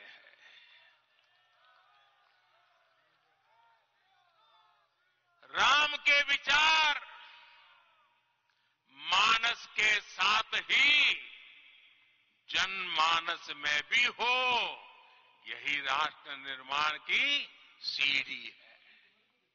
साथियों, आज के युग की मांग है कि हमें अपने अंतःकरण को विस्तार देना होगा। हमारी चेतना का विस्तार देव से देश तक, राम से राष्ट्र तक होना चाहिए। हनुमान जी की भक्ति, हनुमान जी की सेवा, हनुमान जी का समर्पण, ये ऐसे गुण हैं जिन्हें हमें बाहर नहीं खोजना पड़ता। प्रत्येक भारतीय में भक्ति, सेवा और समर्पण के भाव समर्थ, सक्षम, भव्य, दिव्य भारत का आधार बनेंगे। और यही तो है देव से देश और राम से राष्ट्र की चेतना का विस्तार। दूर सुदूर जंगल में, कुटिया में जीवन गुजारने वाली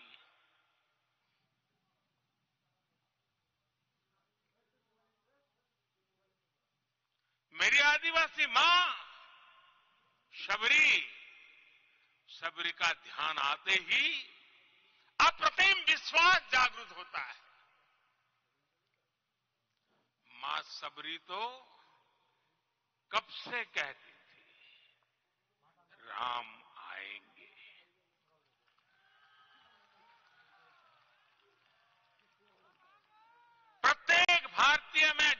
यही विश्वास समर्थ, सक्षम, भव्य भारत का आधार बनेगा। और यही तो है देश, देव से देश और राम से राष्ट्र की चेतना का विस्तार। हम सब जानते हैं कि निषाद राज की मित्रता सभी बंधनों से परे है। निषाद राज का राम के प्रति सम्मोहन, प्रभु राम का निषाद राज के लिए अपनापन कितना मौलिक है। सब अपने हैं, सभी समान है। प्रत्येक भारतीय में अपनत्व की, बंधुत्व की ये भावना समर्थ, सक्षम, भव्य, दिव्य भारत का आधार बनेगी। और यही तो है देव से देश और राम से राष्ट्र की चेतना का विस्तार। साथियों, आज देश में निराशा के लिए रत्ती भर भी स्थान नहीं है।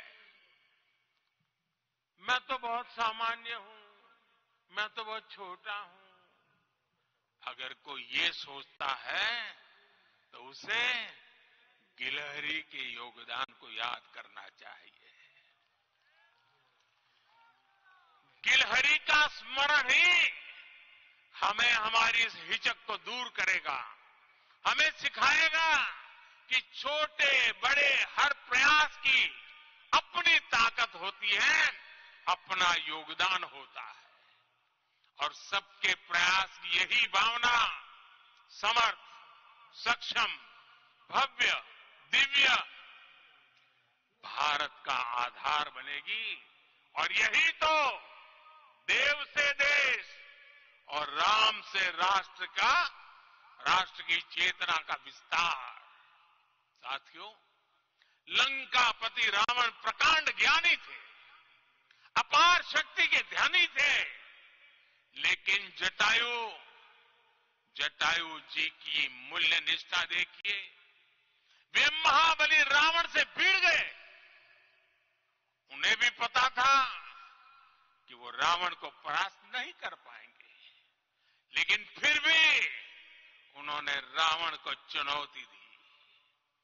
कर्तव्य की यही पराकाष्ठा समर्थ, सक्षम, भव्य, दिव्य भारत का आधार है।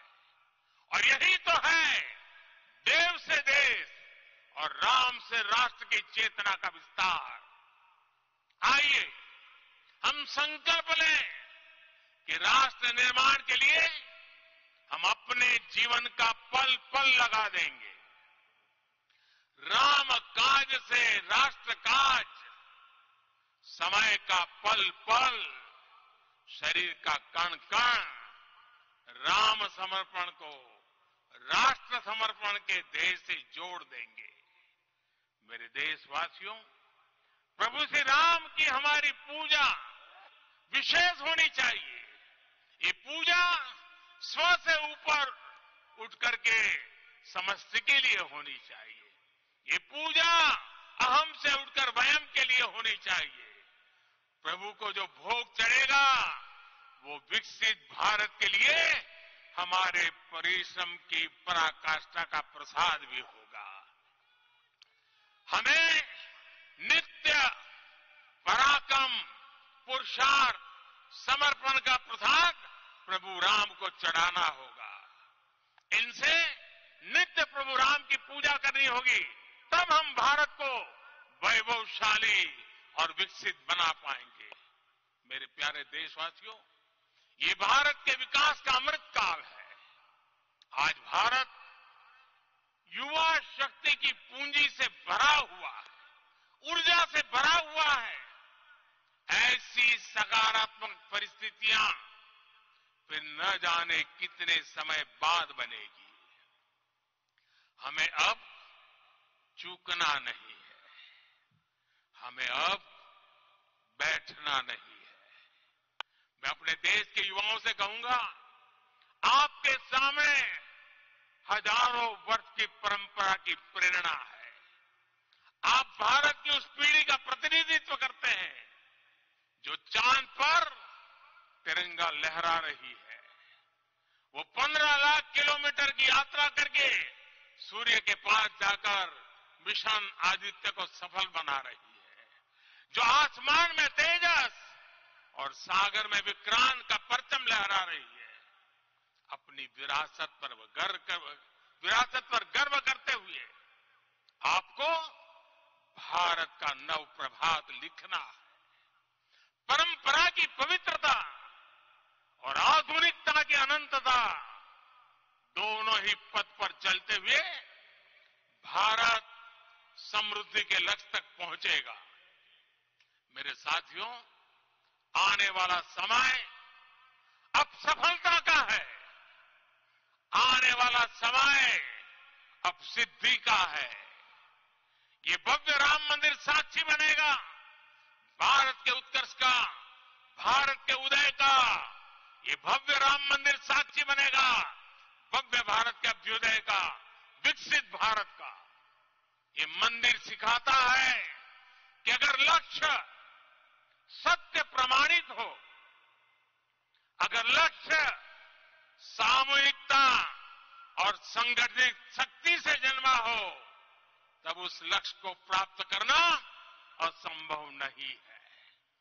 ये भारत का समय है और भारत अब आगे बढ़ने वाला है। शताब्दियों की प्रतीक्षा के बाद हम यहां पहुंचे हैं।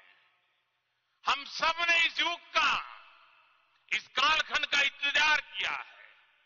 अब हम रुकेंगे नहीं, हम विकास की ऊंचाई पर जाकर ही रहेंगे। इसी भाव के साथ रामलला के चरणों में प्रणाम करते हुए आप सभी को बहुत बहुत शुभकामनाएं। सभी संतों के चरणों में मेरे प्रणाम।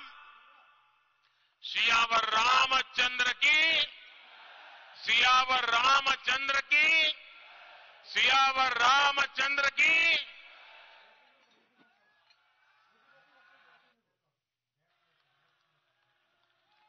मैं आपसे निवेदन करूंगा, अभी थोड़ा आसन ग्रहण करिए। माननीय प्रधानमंत्री जी यहां से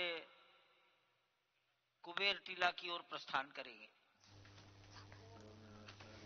অযোধ্যা থেকে সরাসরি আপনারা দেখছিলেন এতক্ষণ প্রধানমন্ত্রী নরেন্দ্র মোদী বক্তব্য রাখছিলেন। প্রধানমন্ত্রী অযোধ্যা থেকে সরাসরি আপনারা দেখলেন সেই ছবি এবং এখনো পর্যন্ত সরাসরি দেখছেন। অযোধ্যার একেবারে মন্দির, রাম মন্দির উদ্বোধন হলো, রামলালার প্রাণ প্রতিষ্ঠা হলো, সেই ছবি নিউজ ভ্যানগার্ড তুলে ধরেছে একেবারে সরাসরি। আমার সঙ্গে স্টুডিওয় রয়েছেন তিন বিশিষ্ট ব্যক্তি রাজ্যের, এবং আমরা রামময় গোটা দেশ সেই নিয়ে আলোচনায় ছিলাম এবং তার সঙ্গে রাজ্যের যে একটা সম্পৃক্ততা কোথাও গিয়ে রয়েছে সেই কথা, সেই তথ্য আমরা আজকে শুনলাম, জানলাম এবং আমরা অনেকটাই সম্পৃক্ত হলাম। তারই সঙ্গে একেবারে শেষ, আমাদের ঘড়ির কাঁটা দৌড়াচ্ছে। শেষ করার আগে তিনজন যেহেতু রয়েছেন, তাই তিনজনের কাছ থেকে আরেকবার জানতে চাইবো যে একেবারে শেষ মুহূর্তে আমি আপনাকে দিয়ে শুরু করি, যে কি বলবেন আজকের দিন। প্রধানমন্ত্রীর ভাষণ আমরা এতক্ষণ ধরে শুনলাম, শেষ দু একটা কথা রাজ্যবাসীর জন্য। প্রথমত আমাদের সমস্ত শ্রোতাদের অসংখ্য ধন্যবাদ জানাই যে আমরা সবাই একটা এত মহান কর্মযজ্ঞের সঙ্গে অংশগ্রহণ করতে পেরেছি, আপনাদের সাথে ছিলাম। আমাদের প্রধানমন্ত্রী বলেছেন, মাননীয় প্রধানমন্ত্রী বলেছেন যে রাম মন্দির, রামলালার প্রাণ প্রতিষ্ঠা হয়েছে, কিন্তু এখন বিজয় হিসাবে এটা দেখব না, বিনয় হিসাবে দেখব। আর রাম আমাদের কাছে আগুন নয়, অগ্নি নন, উনি হলেন শক্তি। এই বিশ্বাস রেখে আশা করি আমরা আবার জগৎ সভায়, যেটা আমাদের টার্গেট, আমরা জগৎগুরু হওয়ার পথে সেই দিকে ধীরে ধীরে এগিয়ে যাব। নমস্কার সবাইকে। একদম। অভিজিৎ বাবু, আপনি রাজ্যের সঙ্গে বহু কথা, আমাদের তথ্য তুলে ধরলেন, তারই সঙ্গে শেষ করার আগে একবার জানবো যে কি বলবেন শেষ মুহূর্তে। সবার কাছে বিশেষ কিছু তো বলার নেই, জয়ন্তদা বলে দিয়েছেন অলরেডি। তো আমার যেটা মনে হয়, যে এতদিন আমরা শুনতাম যে যারা খ্রিস্ট ধর্মাবলম্বী মানুষেরা আছেন তাদের ভাটিকান সিটি আছে, বা ধরুন যারা ইসলাম ধর্মে বিশ্বাসী তাদের মক্কা মদিনা আছে। আজ থেকে হয়তো ভারতবর্ষের সনাতন হিন্দু ধর্মের মানুষরা আমরা সবাই মিলে বলতে পারবো যে আমাদেরও একটি অযোধ্যা আছে। আমার মনে হয় আজ থেকে এই নেগেটিভটা তৈরি হয়ে গেছে। মানে ভাটিকান সিটি আছে, মক্কা মদিনা আছে, আজ থেকে অযোধ্যা আছে। ধন্যবাদ সবাইকে, অনেক অনেক নমস্কার। খুব সুন্দর কথা আমরা শুনলাম এবং কনকবাবু আপনিও কিছুক্ষণ আগে বলছিলেন বিশেষ করে অর্থনীতির যোগ অনেকটাই আমরা শুনলাম সবকিছু, শেষ মুহূর্তে কি বলবেন? প্রধানমন্ত্রী শ্রী নরেন্দ্র দামোদর দাস মোদীর বক্তব্যের পরে আর বিশেষ কিছু বলার নেই। ওনাকেও আবেগে ঘিরে আছে বোঝা যায়, এবং একটা কথাই বলবো যে উনি বারবার বলছেন যে সমর্থক এবং সক্ষম এবং ভব্য ভারত যাতে আমাদের হয়, এবং যেটা দাদারা বললেন যে এটা বিজয়ের ব্যাপার নয়, এটা ধরে রাখার ব্যাপার, বিনয়ের ব্যাপার এটা, এবং সেই ক্ষেত্রে এই নেগেটিভটা খুব জরুরি যে আমাদের মনে রাখা উচিত যে উদারতা এবং সংগঠিত থাকা দুটোটা খুব জরুরি। আপনাকে উদারও হতে হবে, বিনয়ী হতে হবে, সংগঠিত থাকতে হবে। এবং যেটা অভিজিৎ বললেন যে অযোধ্যা এখন আর শুধু ভারতের নয়, Ayodhya is going to be the next visiting place for all the Sanatanis, all Hindus, এবং যে কোনো মানুষের, যে কোনো ধর্মাবলম্বীর। কারণ ইসরায়েলের জেরুজালেমে আমিও যেতে পারি, এটার জন্য আমাকে মুসলিম বা ইহুদি হতে হবে এমন কোনো কথা নেই। ঠিক তেমনি অযোধ্যা সবার, এই কথা উনিও বলেছেন। সুতরাং ওই জিনিসটা আমাদের মনে রাখতে হবে। এবং সেই সবার শেষে একটা কথা না বললেই হয় যে রবীন্দ্রনাথ ঠাকুর বলেছিলেন যে রামচন্দ্র শত্রুদিগকে বশ করিয়াছিলেন, তাহাদের রাজ্য হরণ করেন নাই। বিভীষণ তাহার বন্ধু হইয়া লঙ্কায় রাজত্ব করিতে চাহিল, কিষ্কিন্ধার রাজ্যভার বানরদের হাতে দিয়াই চিরদিনের মতো তিনি তাহাদিগকে বশ করিয়া লইলেন। সুতরাং তিনি লোকপূজ্যতা অর্জন করেছিলেন। সুতরাং আমাদের লোকপূজ্যতার ব্যাপারেই কিন্তু আমাদের প্রধানমন্ত্রী কিছুক্ষণ আগে বললেন, তো তার মূল কথাই ছিল লোকপূজ্যতা। এবং মানুষের সামনে যে আমাদের যে আজকের যে প্রতিবেদন, এই প্রতিবেদনে আমার মনে হয় আমাদের বার্তা পৌঁছাবে সব জায়গায় যে কোন সময় আমরা এই রামচন্দ্র নিজেকে কোনোদিন কোনো নির্দেশনা দেননি, ধর্মীয় নির্দেশনা। উনি প্রতিভু ছিলেন আর্য সমাজের, কিন্তু উনি কোনোদিন বলেননি, কোনো নির্দেশনা দিয়ে যাননি যে আমাদের এমন এমন করতে হবে, এটা করা যাবে না, ওটা করা যাবে না। না, তিনি ছিলেন সবার বন্ধু, এবং এই জন্যই আমরা বলি জয় শ্রীরাম। নমস্কার। অর্থাৎ রাম মন্দিরের উদ্বোধন, তার সেই মহেন্দ্রক্ষণে সাক্ষী থাকতাম আমরা, সাক্ষী থাকলেন আপনারা, গোটা দেশ তথা গোটা বিশ্ব সাক্ষী থাকলো সেই মহেন্দ্রক্ষণের।